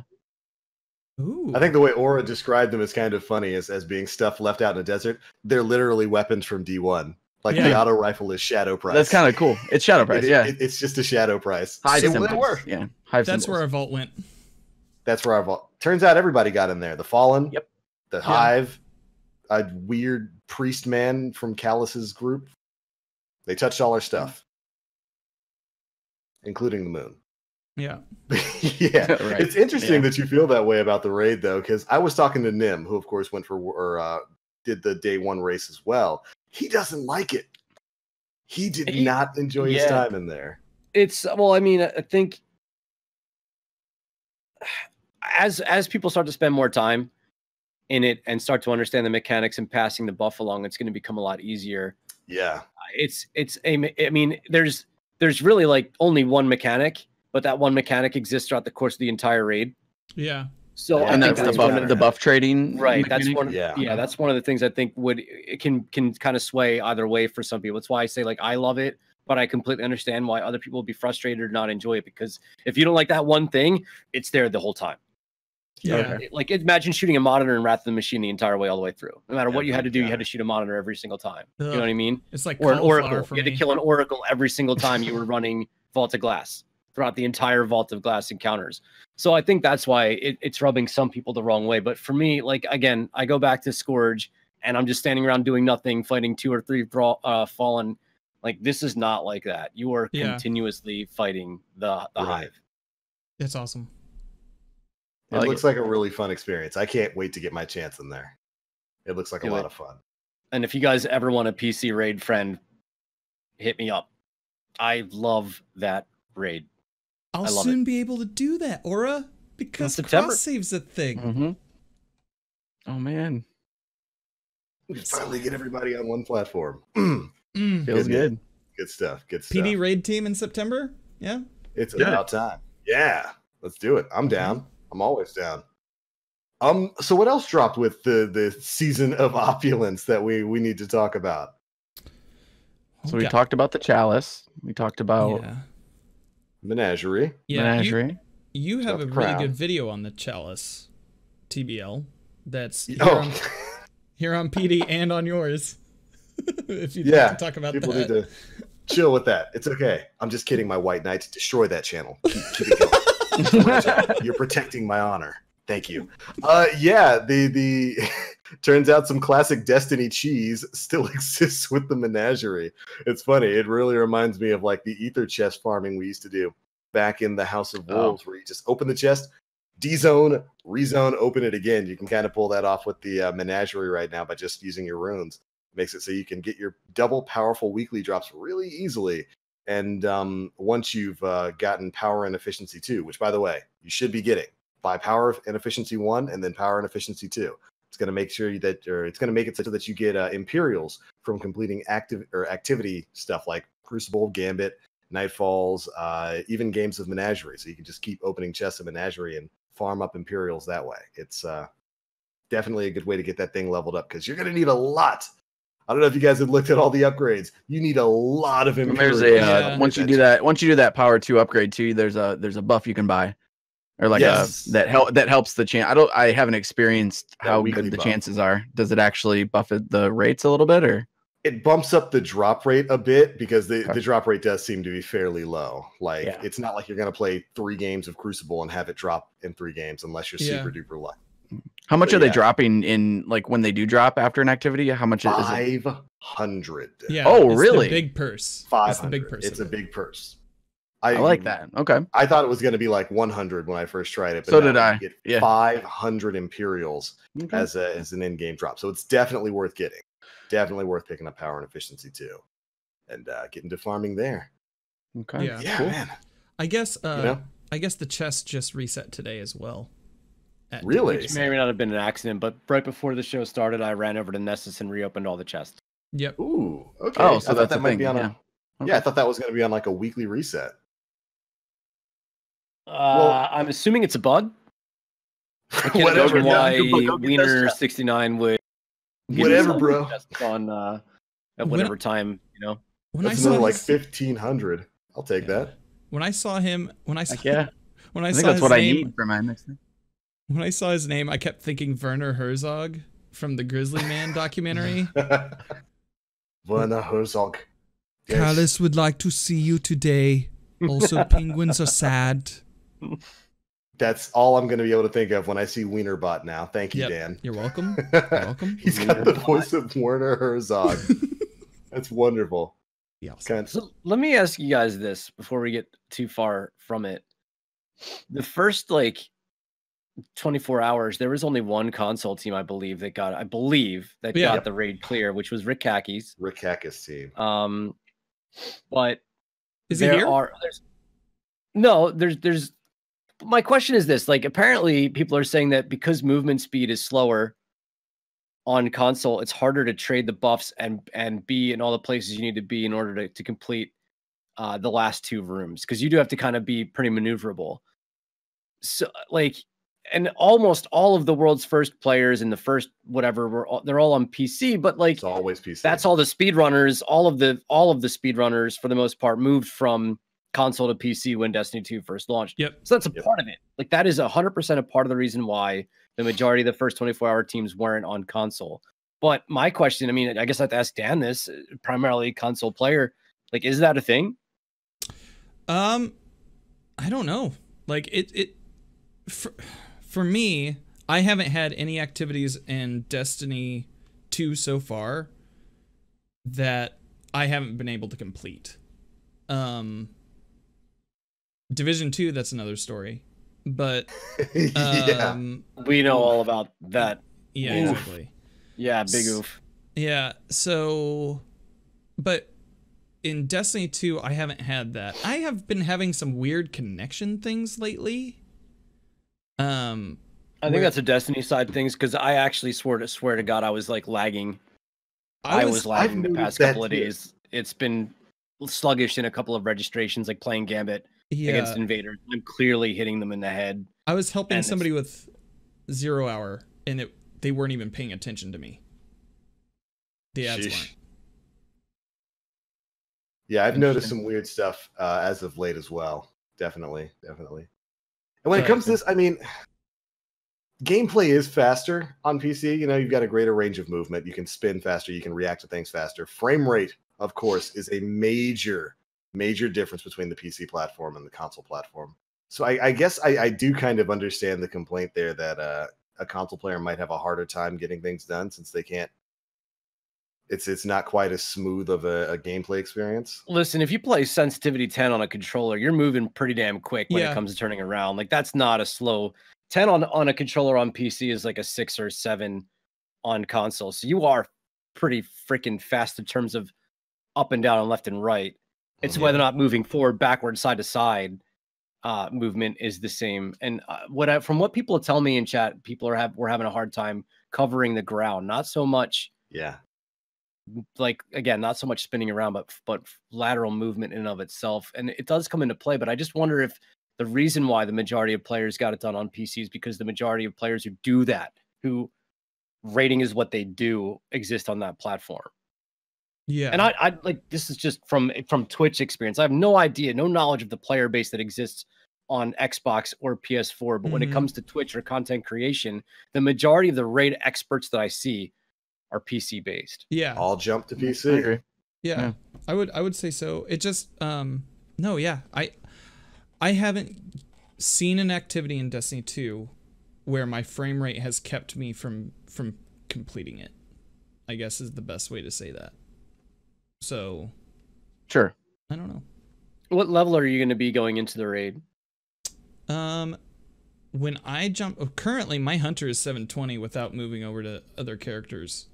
Wow, that's not bad. That's not bad at all. And Aura, you were right. Aura popped in my chat the other day. He was like, "What are you working on?" I was like, "I don't know. I'm just shooting the shit." And he's like, "Well, the dailies seem to be dropping +5, way higher. The entire leveling system was bass backwards when Opulence launched. So no, like for 6 hours we grinded power level to get into the raid and be as powerful as we could, and we used the same formula that we had used in seasons past, and that formula has changed. We went and did Dreaming City first. It was a +2 or +3. And throw those bounties away. It wasn't fast. It wasn't quick. Like, Blindwell was fast, but doing the Ascended Challenge, doing the mission. And then we did one daily adventure. I got a +8 right out of the gate. 700 to 708. And it didn't click. I was like, whatever, blah, blah, blah. Whatever, bro. Dreaming City, dude, don't fall. It's like, if I just paid attention and did the dailies first, I would have been a much more powerful character going in. Now, it wouldn't have mattered because contest mode stopped you at 720. So if you're 721 in the final room during the first 24 hours, you do not do any more damage. You do not take any more, or you still take the same amount of damage. You don't do any more. So I beat the raid at 720 on a Warlock. I didn't have to be any higher than that to complete the raid. Right. We had people on our fire team that were 740, 750 at that time. But for anybody who's curious about it, you just have to be smart. You just literally have to play a bit smarter if you're underleveled. You can still do it. They brought that up in previous week's TWAB when they were talking about Gambit bounties, that they're going to be knocking down the effectiveness of the powerful drops you get from Gambit bounties, so that like once you get to around 720, you're going to experience basically +1 light gains. I think they might have applied that to basically everything that isn't a challenge. It felt like that. Yeah, challenge being stuff like your weekly strikes, your daily heroic adventure, your daily crucible game, Gambit, stuff like that.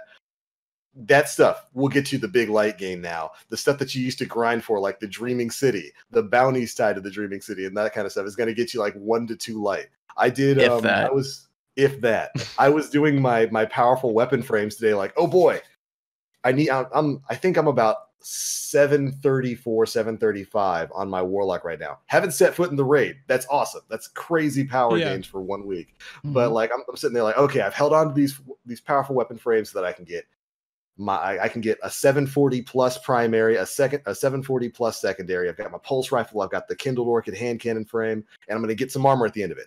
All of those were like +1 or 2. Yeah. It's like, what? So yeah, it looks like they might have swapped some of that formula up. So yeah, focus on your weekly challenges, the stuff that shows up on your director. Get that stuff done first, then worry about your bounties. Which that's. This week for me, and this could be just anecdotally. This week for me, it was like the first time that I had an exotic drop. Week 1, that was like that. I got the new Warlock helmet. How is that, by the way? Is it good? It's pretty nuts. Yeah, it's pretty. Is it? Not bad. Blink is pretty insane with it. Yeah, it's pretty wild. That's awesome that it's useful. Yeah, I was like, it looks awesome. Yeah. You go Astro's far. form, I awesome. actually wasn't prepared to go as far as I was when I reappeared back in existence. I was like, holy shit! Like, like, Yeah. where am I it's going? crazy. I ended up falling off the map, but that I do that when I'm not blinking, so it's whatever. Touche, Sam. Like that particular exotic, Astrocyte Verse, I don't think anybody was expecting that to come back. It's a D1 exotic. It was the most worthless exotic in Destiny 1. It was pretty, but it was the most worthless exotic. And like, actually, seems common. Pretty, but worthless. a whole lot of that going on, especially for us warlocks. Ouch, man. I know, right? Ouch, Wings of Sacred Dawn. Please, Bungie. Yeah. Please. I've seen some But, people rocking those in PvP. Respect to those people. You know, the Respect wings. for being a You look up there, you're floating just a target in the air, and they're, you know, like, thanks, bro. I'm trying to get this sniper rifle down, Right? Joker. I appreciate it, man. respect to you for the free kill. But something that blew my mind with the Astrocyte, and Nim and I have been talking about this for a while, they brought it back with its original perk. So Astrocyte Verse, originally, when we first learned about it, it was supposed to have the ability that it has right now. It was going to extend your blink, reduce the cooldown of your blink, and basically get rid of all of the negative aspects that are tied to it. Right before it came out, they changed it so that it just basically lowered recovery, and that's all it did in D1. It was awful. It was terrible. It was the worst exotic armor. Essentially, in the like game. what a mod could do or something now. You know, Yeah. it wasn't an exotic perk It necessarily. was a waste of time. It was a complete waste of time. So when they brought it back in D2, we were hoping it would be something good. I wasn't expecting them to just straight up give it the ability it was supposed to have in Destiny 1. And like Aura said, I had a couple of exotic engrams on my Warlock's Postmaster. I was prepared, and I got it from that like on day one. The boost to blink you get is significant. Like Okay. you go far. That's a good word for it. Yeah, it's significant. You go far, that cooldown is greatly reduced. You don't lose your radar, and you can ready your weapons almost immediately. It's almost like quick draw, like guaranteed. Yeah, quick draw. Really? Yeah, It's kind of like D1 year one blink. Yeah.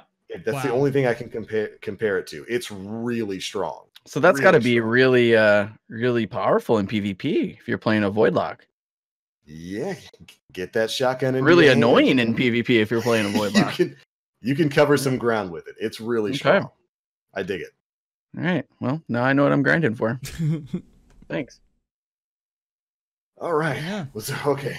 What else do we have? What I don't else know. we got? weapons. New pinnacle weapons. Yeah. Oh, yeah. Wendigo, sniper rifle that Reckoner nobody's and happy Hush. with. Reckoner and Hush.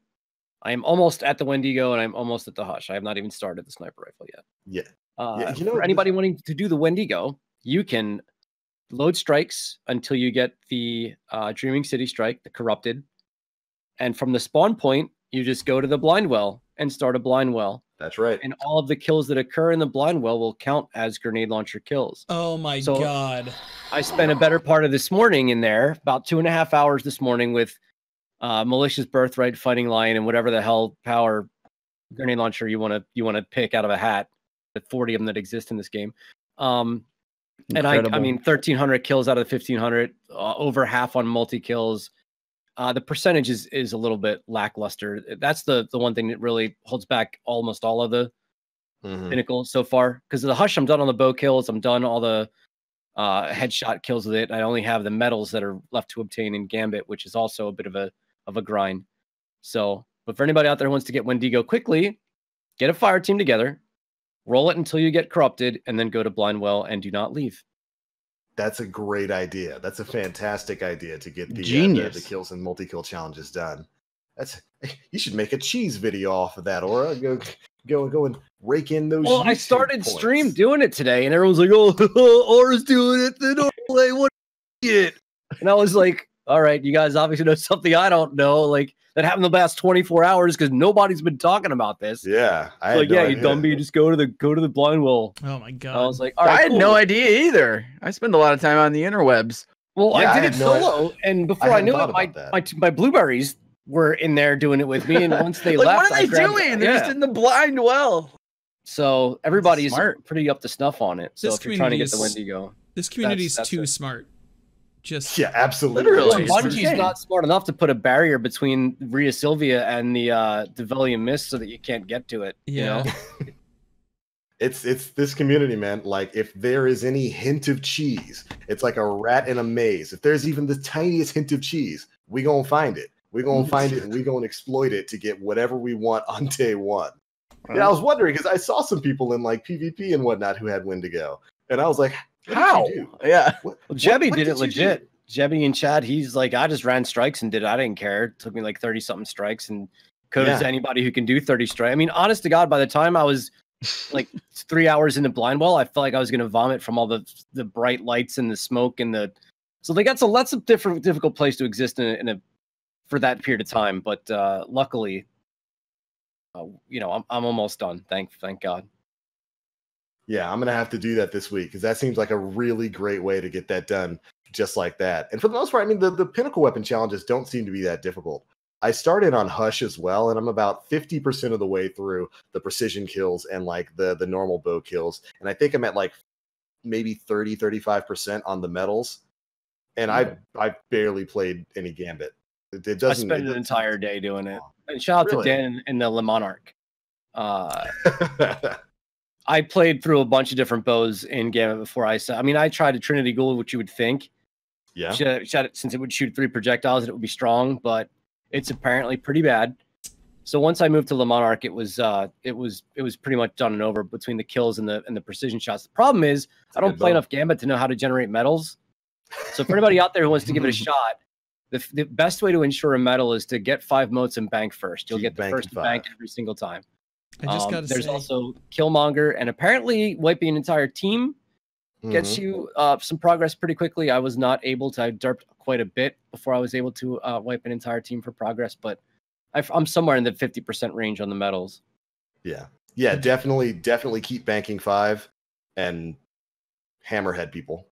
Essentially, that's Gambit. That's all of Gambit right now. I just gotta say, sorry, I just vomited in my mouth a little bit. I told you guys about Le Monarch. Yeah. You guys laughed at me. You guys all laughed. You guys were like, "Oh, Dan doesn't like to play Gambit. Dan doesn't play Gambit right." Told you. Oh, I'm completely useless as a teammate, and I was actually told that I was throwing, and we barely won matches. But I will say this: I will say that when an invader invades bow, it feels pretty cool, especially if they're in a super. I mean, I had a couple of invader kills that I was like, "How do you feel, Mr. Invader Man? Are you throwing your keyboard against a wall right now? Have you got killed by Le Monarch? Yeah, have you like literally ripped your mouse like and just like I don't even know."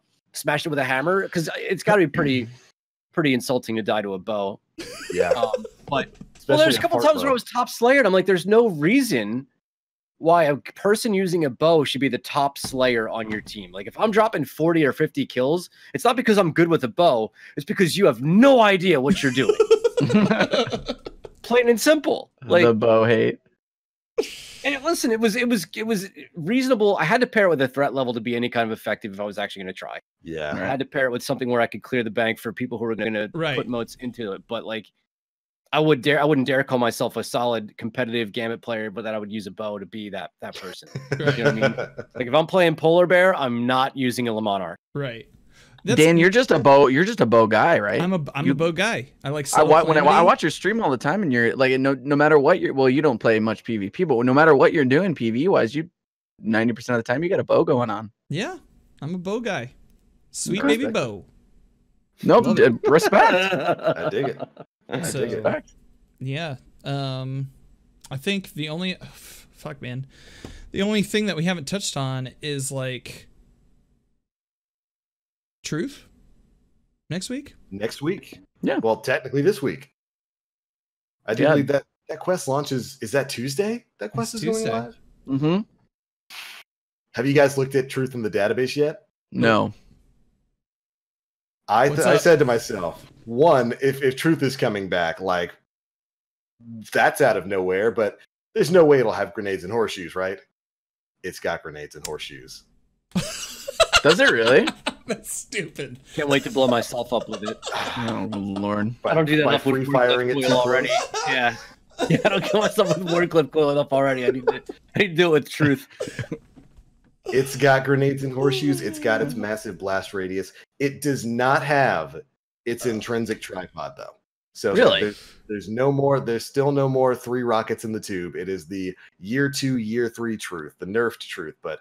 The fact that it's got prototype True Seeker, so it's got its aggressive tracking and the grenades and horseshoes, that's enough for me. If people don't like light machine guns in Gambit, Oh, or didn't like Queen Breakers in Gambit, you're gonna about be your to become go-to. insanely unhappy.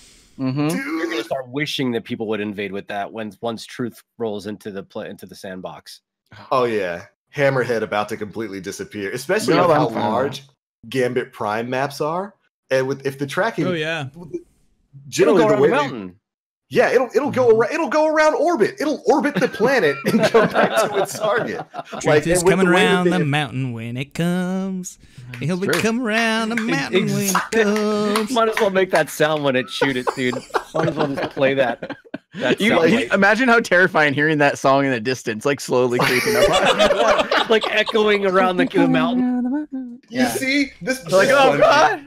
Yeah. This is what I would pay Eververse money for if the sound effects for Truth Right? were replaced with Dan Finity in an old country dig. She's coming around the mountain when she comes. Truth is coming around the mountain when she comes. I might even pay for that. The I would pay memes. money for that. I will And take like- money like I to would record pay that for for that. Bungie. Hi. Absolutely. Hey. Yeah, with the prototype True Seeker ability coming back, the way they've done it with these D1 exotics is they basically copied and pasted them code for code from D1 into D2, which is how we got the laughable Queen Breakers with double aim assist issue for Forsaken. So I'm assuming the tracking is going to be just as strong as it was in D1. So like you're going to be able to say, all right, invading track, shoot into the sky and watch that thing just go. Land on top of them like napalm. Yep. It's going to be glorious. Like, I cannot wait. There's to like shut nowhere to down hide. some I remember cameras. that. Yeah. There's nowhere to hide. I remember watching what was the I think it was Twilight Gap, the PvP map, and you just like see the Oh, rocket yeah. like through the air. And you knew it was coming for your face, and you were so mad about it. It was like the worst. Titan Bubble's about to make a comeback in Gambit too, where it's like they invade with Truth. I'm popping a bubble and sitting down. Yeah. Come on in. Popping a squat. Like Yeah. I can't Yep. wait. I cannot wait to get that thing back. I loved Truth. Should That be was fun. my Yo, hold my up. exotic of choice in PvP. What if Tripod is the masterwork?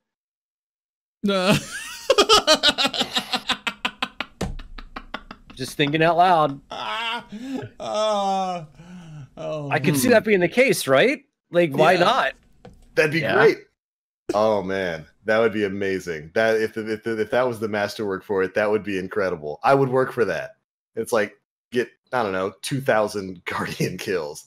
Okay, I'm heading. okay, I'm just heading shoot it in towards the it. air. Touch my okay. power ammo.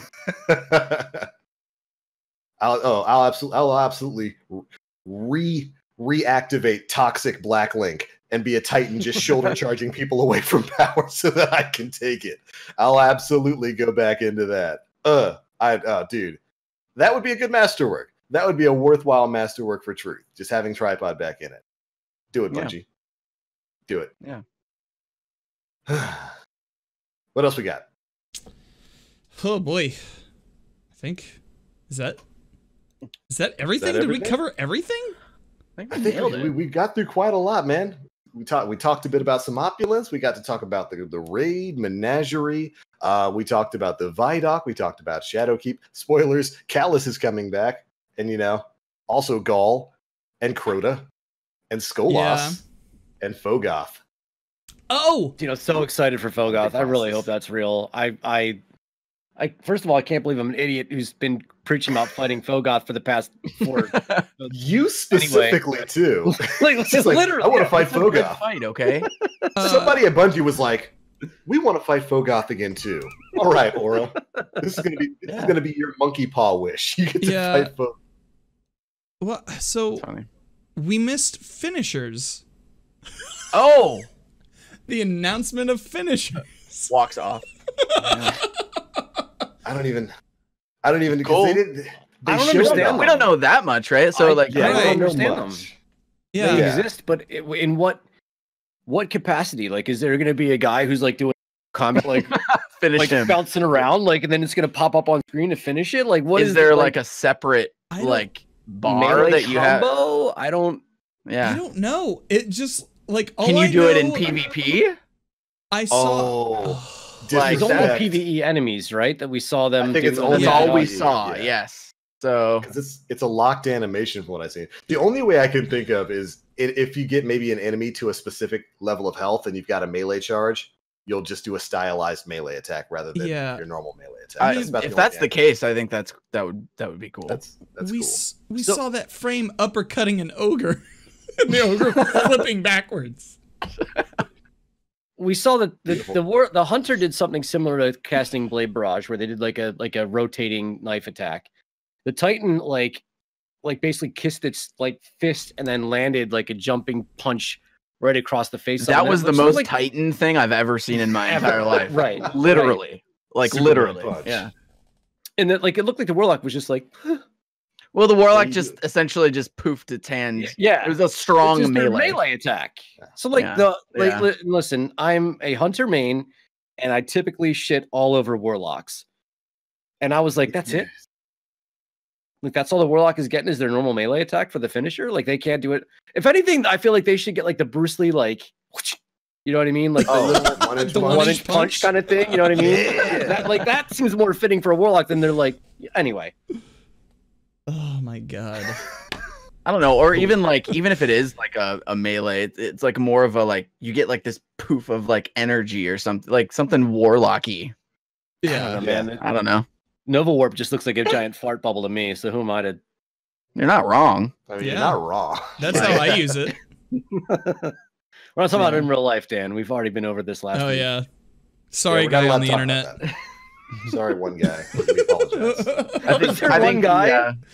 Oh, Was there dude, one? there was a I saw guy in the that. YouTube comment who was not happy was about the not start of pleased. last week's show. Really? I can't wait to go back and look at the comments, dude. We apologize for our crass lack of adultness in that last week's podcast. I've been on this podcast for like 40 episodes. What do you mean adultness? What have you been listening to? I've been a kid this whole time. What? Good stuff. Oh, wonderful. My apologies. I don't know. The only other question that I can think of before we jump into questions. So, with cross save is a big thing for D2. It's a huge thing for D2. If this goes well for Bungie going forward, what do you think the possibility of crossplay is in future generations? I would think that it would be limited because you're getting people to purchase multiple copies across, like multiple licenses across multiple platforms. Yeah.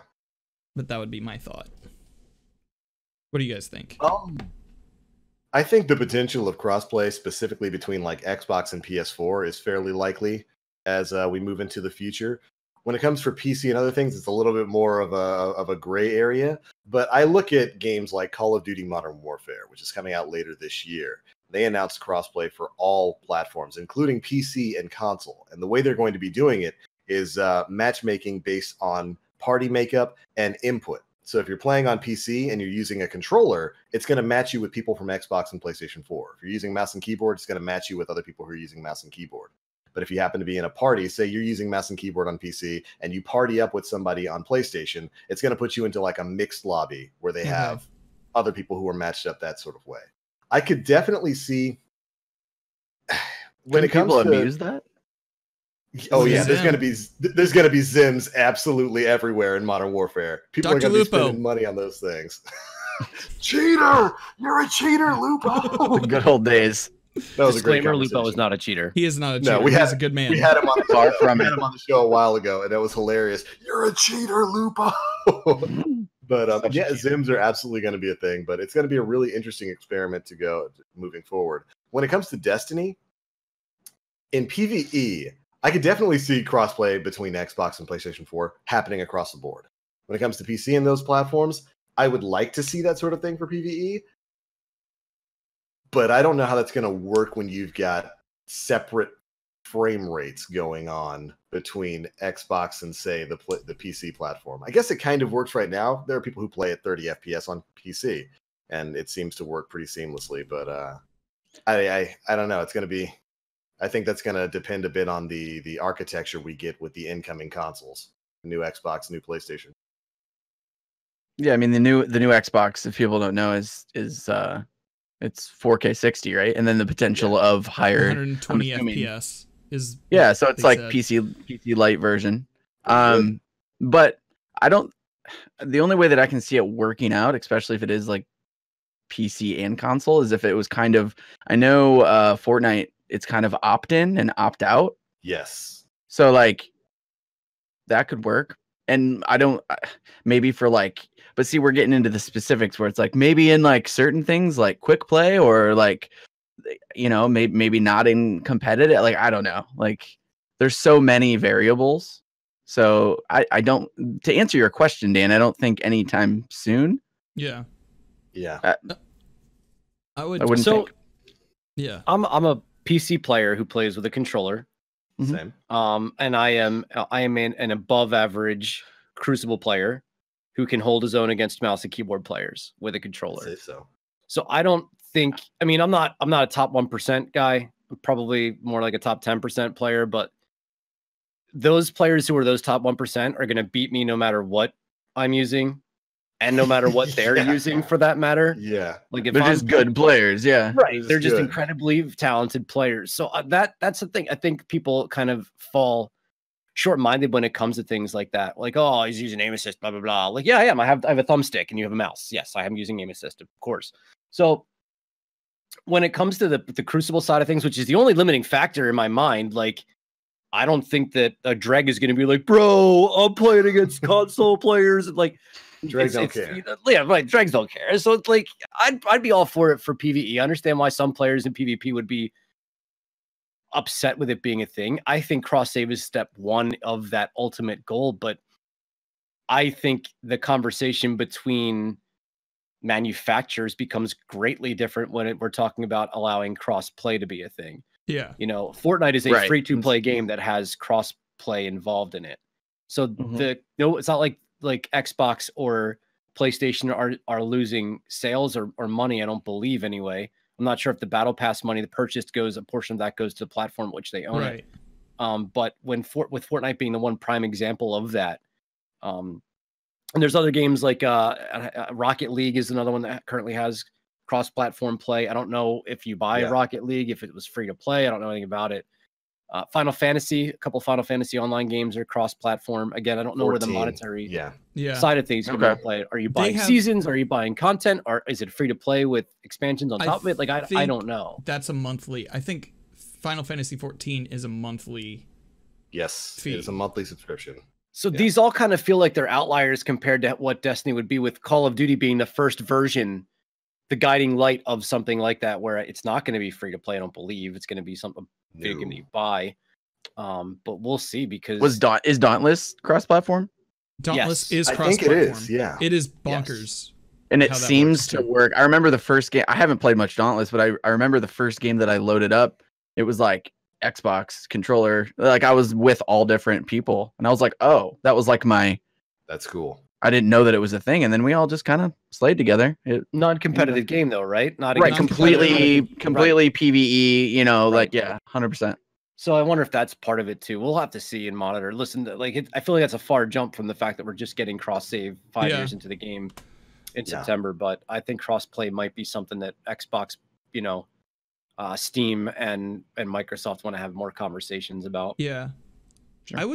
I would think that it would be if Bungie makes money off of this by selling multiple platforms, like selling the same DLC across multiple platforms. So say I get the collector's edition on PlayStation, Xbox, and PC, so that I can play Shadowkeep and all of the annual pass expansion stuff.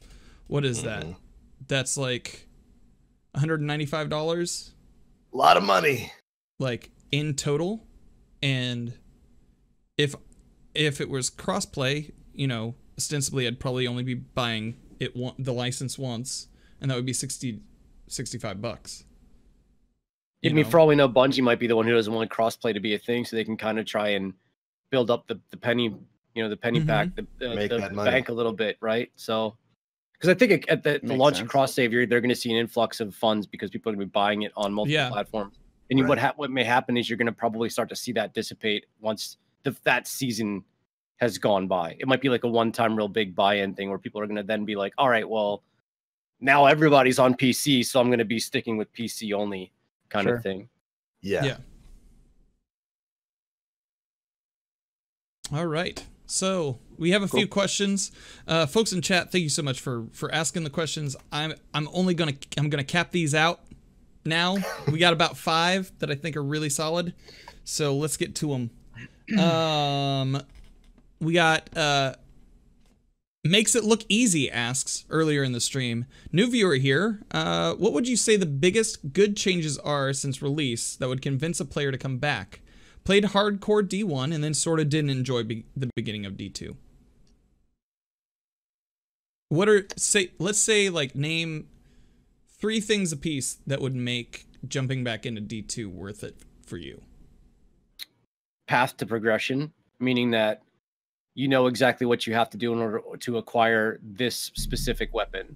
There's a lot less RNG in regards to specific rewards now than there once has been, whether it's the Forge and forging Kindled Orchid or Hammerhead or Blast Furnace, or it's the Chalice now with the Menagerie and being able to build a sniper rifle or an AS Luna. That's one of the biggest factors. From Destiny 2 that launched the weapon system. Yeah, the original OG Destiny 1 from that weapon launch, system is yeah, back. absolutely. It's huge. Sure. That's huge. So I'll leave it with those 2. Okay. I think the second thing you brought up there, the weapon system change, is a massive one. That was a massive improvement over year 2 of Destiny 2. And if you dipped out, maybe say sometime around Curse of Osiris, like so many other people did, Like me? you're in for a completely different world. Completely different world with Forsaken. I would definitely pick that as being one of the big things there. Mm-hmm. Absolutely. I have one big one for me is lore. Mm-hmm. Way better That's, storytelling. there's one that I have to offer, but there's a lot of, I mean, all through Destiny 2, we've gotten a good amount of lore and story, obviously compared to the past. But I mean, recently, a lot of, like, with everything in the Dreaming City through obviously what we're probably going to get in Shadowkeep. Like, if you really want to dig into that lore and learn about some of these relationships and situations and stuff, there's deep lore in the game now. So deep story and deep lore. Yeah. Yep. The Drifters is, I mean, even if you don't like that portion of the season pass, the Drifters lore is intense and very, very amazing. So even if you don't want to just get in and like read the lore, heck, even if you want to go on the internet and go read the lore, I suggest you do it. It's great stuff. Yeah. Yeah. So that's my thing. Invitations of the Nine. Yeah. Yeah. Go watch the Invitations of the Nine. They tell a neat little story about the Drifter and the Emissary. And it's cool stuff like that. The storytelling is definitely greatly improved since Forsaken came out. Yeah. I would say if you are a fan of hand cannons, boy, do we have exotic hand cannons to give you. Just you get a hand cannon. How many exotic hand cannons do you want? is the answer. And there's more coming too. Yeah. We got another one on the way. There's the sniper one coming up. Lumina. Yeah. Mills asks, with them repairing the PvP house before moving on, what parts of the house do you think they are working on? Ooh. I mean, as a guy who has burned thousands of hours in the Crucible, it feels like it needs a ground up approach. You know, we're still playing on maps that were designed for 4v4 with spawn points that are so predictable that with the right team, you can make somebody else never stand a chance between running map and controlling spawn points. The meta is, while a bit more diverse than it ever has been, there are certain things that are just blatantly so strong. I mean, having wall hacks on a subclass when it comes to a game mode like Osiris, like Trials of Osiris. Yep. There's just a couple things. The inability to shut down supers, like the blatant inability, no matter how good you are, to shut down a super is something that people are asking for, whether it's shotgun melee or putting a mod on a weapon that does more damage to supers. Like, these are things that the community has come together to talk about. And there's a million of other things out there. Flinch is a massive problem in the Crucible. So I think that it literally is a ground up approach to what they've been working on. If they have been silent for damn near a year, it almost makes me feel like the new season of Crucible is going to be a complete and utter revamp where we're going to get 10 maps and insane sandbox changes right from the start, or ones that unlock as the season progresses. That's what I envision from what they're talking about, because it's like we literally haven't gotten much of a change at all. Yeah. In terms, I mean, there's been no Crucible maps since. Yeah. I mean, I don't even think Forsaken introduced any. Nope. No, maybe it Cathedral. didn't. It Maybe didn't. Cathedral came with Dreaming. Oh City. yeah, it did. Yeah. That was it. Okay. With that one, The one, just that one. Ooh. which one I'm that not almost nobody which I'm wants not to a come to massive us fan for. of that map. Yeah, but I don't think anybody is. Yeah. But Coffee 9 asks, do any of you have worries about Shadowkeep potentially running dry too quickly with being a good return to previous location and no new enemies? The new enemies thing doesn't really bother me as much as it seems to bother other people. Yeah, sure. I guess it'd be cool to fight a new enemy that I'm gonna just shoot in the head and get mad at when they, I don't know, inevitably have some sort of teleporting or shielding ability. But that doesn't really bother me too much. And I've said for a while that if we were going to be getting an expansion this year, which we are now with Shadowkeep, that what's probably going to happen is this is going to be the time where Bungie starts reintroducing old stuff. Like this will be when we see the Dreadnought return, which is something that's been speculated for a while. This will be when we start to see other older zones like Venus and whatnot come back over the course of the year until they're ready to talk about Destiny 3. So really, that bringing that kind of old stuff back doesn't bother me in the slightest. Yeah. I don't mind fighting the Hive a lot. I pretty much enjoy battles against the Hive. Mhm. I don't really mind fighting the Vex a lot. Those are probably my two favorite enemies to engage in combat in. So going back to the moon and having no new enemies to fight is pretty good. And when you consider the newest batch of enemies that we got, which was the Scorn, and how annoying they are. Oh god. Right. I'm okay. I'm okay with where Bungie's headed. And in regards to, I'm excited to go back and fight some of the enemies we've had and see what the new spins on them are. And if this is being birthed from Eris Morn's nightmares, maybe we're going to be fighting Skolas and Crota at the same time, Oof. So maybe there's some really crazy things that are going to go on. And I think nothing but good things can come of this. I strongly feel that way. In terms of running dry too quickly, I'd argue that Season of Opulence, the power level for Season of Opulence probably should be higher than 750. Yeah, I feel like we're there. Yeah. Right. So I feel like if anything's going to run dry too quickly from a power level and an advancement, it's going to be Season of Opulence. So I'm kind of hoping for a bigger jump once Bungie is at the helm. So I'm excited. Yeah. I'm calling it now. By the end of the solstice of Heroes, we're 777. We got to be, right? Oh, come on. Like that would be I can funny. dig it. That would be funny. Yeah. It would be. We also don't know if this new nightmare version of these enemies won't have new mechanics or maybe new abilities. So, dude, a haunted Crota's like area. I just like I'm all dude, bring it, because yeah. I'm certainly with you. I'm all in on whatever the hell they want to throw at us with anyone in that trailer. Let's go. yeah. Whatever's going on. Take me there. Mega Mag, I would like to be there. 100%. Mega Mag, which was talking about on Twitter earlier this week, where he's like, "No, I will fight Taniks for hours and hours on stream. You don't even know." For real though. Yeah. 100%. Let's see here. We have Jebby asks, "What's the one thing you have loved about this week in Destiny?" Oh man. Crown of Sorrow, without a doubt. The raid was phenomenal. The menagerie. Jacket. The menagerie is great. It's fun. It's replayable. It's awesome mechanics. D1 nostalgia. Need I say more? It's an awesome experience. Yeah. Yeah. I'm going to say something a little bit more, I guess, a little more esoteric. Seeing the love of the devs this week in that Vidoc. I loved seeing the kind of enthusiasm they have for the game now that they completely own its future. That's probably been my favorite part of the past week. Yeah. I think seeing This week really feels like the community recongealed in a lot of ways, and that's what I like seeing. Like, you had the raid race, and everybody was there cheering people on. Like, for a while there, it was like, it's Iron, then it's Carolina Gamer, then it's Datto, and they were like all neck and neck and running for it. And like, that was a really cool feeling. And then seeing everybody kind of come together over the Vidoc, it's been a really good week. Definitely. Yeah. Nim says Luke calling Destiny an MMO was a highlight for him. Right? Yeah. Yes. They're embracing it. Yeah. Yes. It's about that's where it made me feel like, is this really, like, what is happening? Who am I listening to? And I also feel like it's kind of funny that like Luke Smith is just full of energy, and it is hilarious to me because like I feel like Mark is also kind of there like watching over Luke Smith sometimes.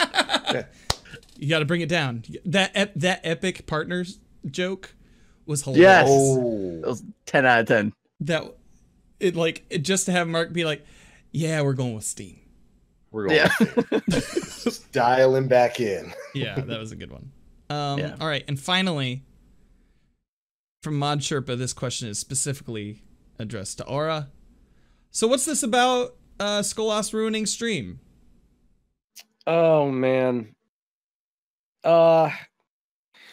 So when I first started broadcasting, it was a pretty skyrocketing effect in terms of metrics that a lot of people pay attention to. And I was just cruising, and I was on my way to partnership really quick. I mean, we're talking within months of beginning broadcasting. For anybody out there who was wondering, to get partnered at that point in time on Twitch, you had to be averaging like 150 viewers a broadcast for like a solid month.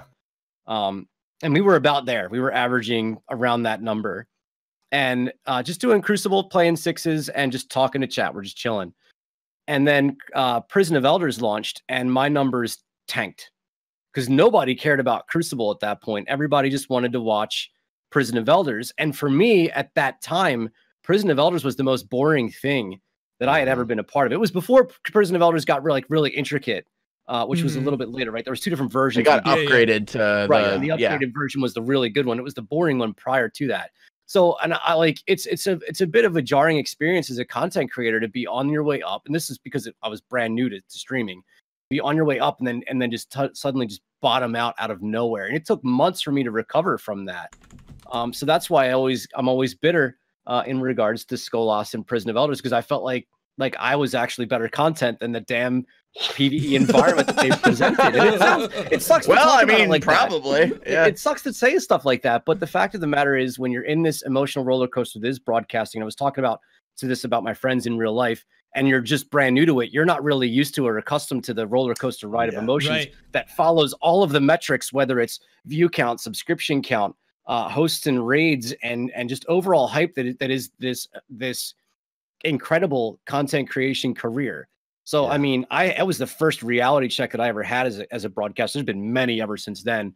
My wife is the one who gets the brunt of the force of it now instead of anybody else, for anybody's wondering. But that's the long and short of it in terms of Prison of Elders. It was a challenging time for me as a content creator because everything had seemed to be skyrocketing, and then it was basically like the rug being pulled out from under you. And it sounds really selfish to say it like that, but you guys asked the question, so I'll tell the story. It's all good. Nah, man. So not only did Skolas body every Guardian in House of Wolves the year one, he also nearly bodied Aura's streaming career. The man is crazy. Yeah. Strongest boss in Destiny history. Yeah. Yep. Before I'm swords. glad you got that Gjallarhorn. Whoa. Well. Well, right on. Is that it? Are we done? Is that the last question? That's all of them we're taking today. Well, all right, ladies and gentlemen, thank you guys so much for tuning into episode 203 of the Planet Destiny podcast. This one has been chock full of conversation because we've had a massively huge week of Destiny news. There's so much stuff to be excited about, and as we learn more and more about the stuff that's going to be coming next, we're going to be talking about it more and more right here on this show. I want to say thank you guys for joining us tonight. It's been a really fun show. Sean, thanks so much for joining in on the podcast, dude. It was great to have you here. No, thank you guys for having me on. You guys are awesome. No, it's amazing to have you here, and you did a fantastic job of keeping chat entertained for the last 2 hours and 16 minutes. Dang, really? Yeah, it didn't go 3 hours, so that's the thing. We didn't go 3 hours. That's all I asked. Not quite. That's all I asked. That was the bare minimum. Don't go 3 hours with the show. Mission accomplished. Yeah. So before we get on out of here, we are, of course, going to give you an opportunity to let chat know where they can find you, what you've got coming up. So go ahead, take it away. Oh. Yeah, that's cool. you. Yeah, me. Sorry. That's for you. I got so distracted. I was literally watching your face, and you looked down, and I thought you were talking about awkward. The magic of television. You guys can find me. I stream Tuesdays, Thursdays, and Saturdays. Twitch.tv/Sean Bartley. I'm also Wednesday nights. You can find me right here on Planet Destiny. Hell yeah. I have a spot, which I've been having an absolute blast. So thank you for all the support. You guys are an awesome family, and it's super fun every week. And then on Twitter, twitter.com/Sean Bartley. That's pretty much it. Those are the two places that I hang out the most. Always talking Destiny. I also I can make coffee, so I post a lot of pretty coffee pictures and stuff. So if you guys are into coffee, yeah, that's two things I know everybody here loves. So go follow this man. Go watch those things. I know you love. Look, it's okay if you don't love Destiny, but I know you love coffee. You gotta love coffee. Yeah, there's a chance you love one of the. If you're listening to this podcast, you gotta love one of those. Probably, maybe.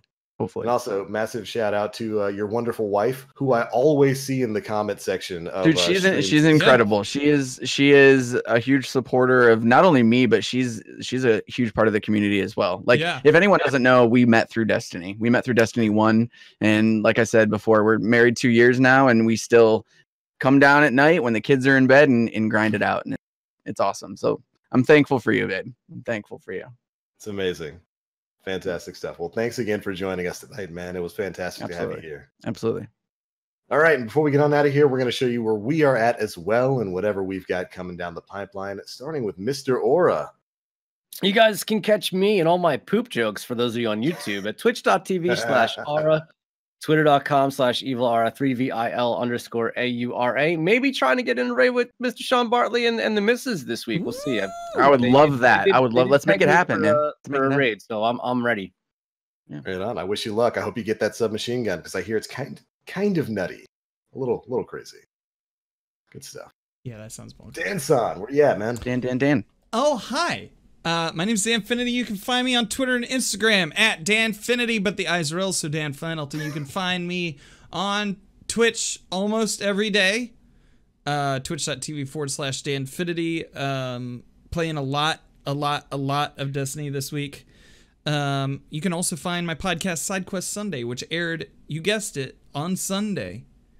And this week we did something a little bit different with the format where we did like a panel, and it was called Record Club, where everybody picked like 3 songs, and we kind of went that they had like some connection to or story. That's awesome. Yeah, that's cool. That's awesome. So we went through and kind of round robined it. It was a lot of fun. I'm looking forward to doing more stuff like that with the game, with the podcast there as well. So. That's really cool. Yeah. Fantastic show. Everybody here has been a guest. Yeah, it's true. So, yeah, it's a good show. Go listen to all their episodes.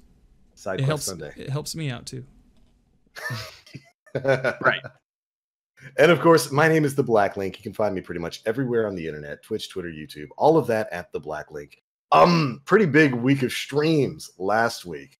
I don't know what happened, Bungie goes live and suddenly your piddly little live stream jumps up by about 900 people and chat goes insane. It's awesome. Cool stuff. So we'll be doing more live streams this week, probably more menagerie runs, more Destiny stuff. Getting ready to get into that Truth Quest. We're probably going to live stream the entirety of that. I'm assuming it's not going to be time gated, so it's going to be just one of those. I sure hope not. I hope not, man. Like, if you're good enough to get it done in one day so that I can start rocketing all you hammerhead using weeds. It's going to happen. It's coming. And there ain't nothing you can do to hide from it. I love it. All right. All of that's going to be at The Black Link. And of course, we'll have our usual stuff over on the Planet Destiny YouTube channel, like guides and all that kind of good stuff coming. But all right, ladies and gentlemen, that is it for episode 203 of the Planet Destiny podcast. This has been a great one. And I can say right now, with a big full smile on my face and a full heart. I've got some real hope for the future of this franchise, and I think you guys do too. We'll catch you all next week. Go Blues. Bye. Goodbye.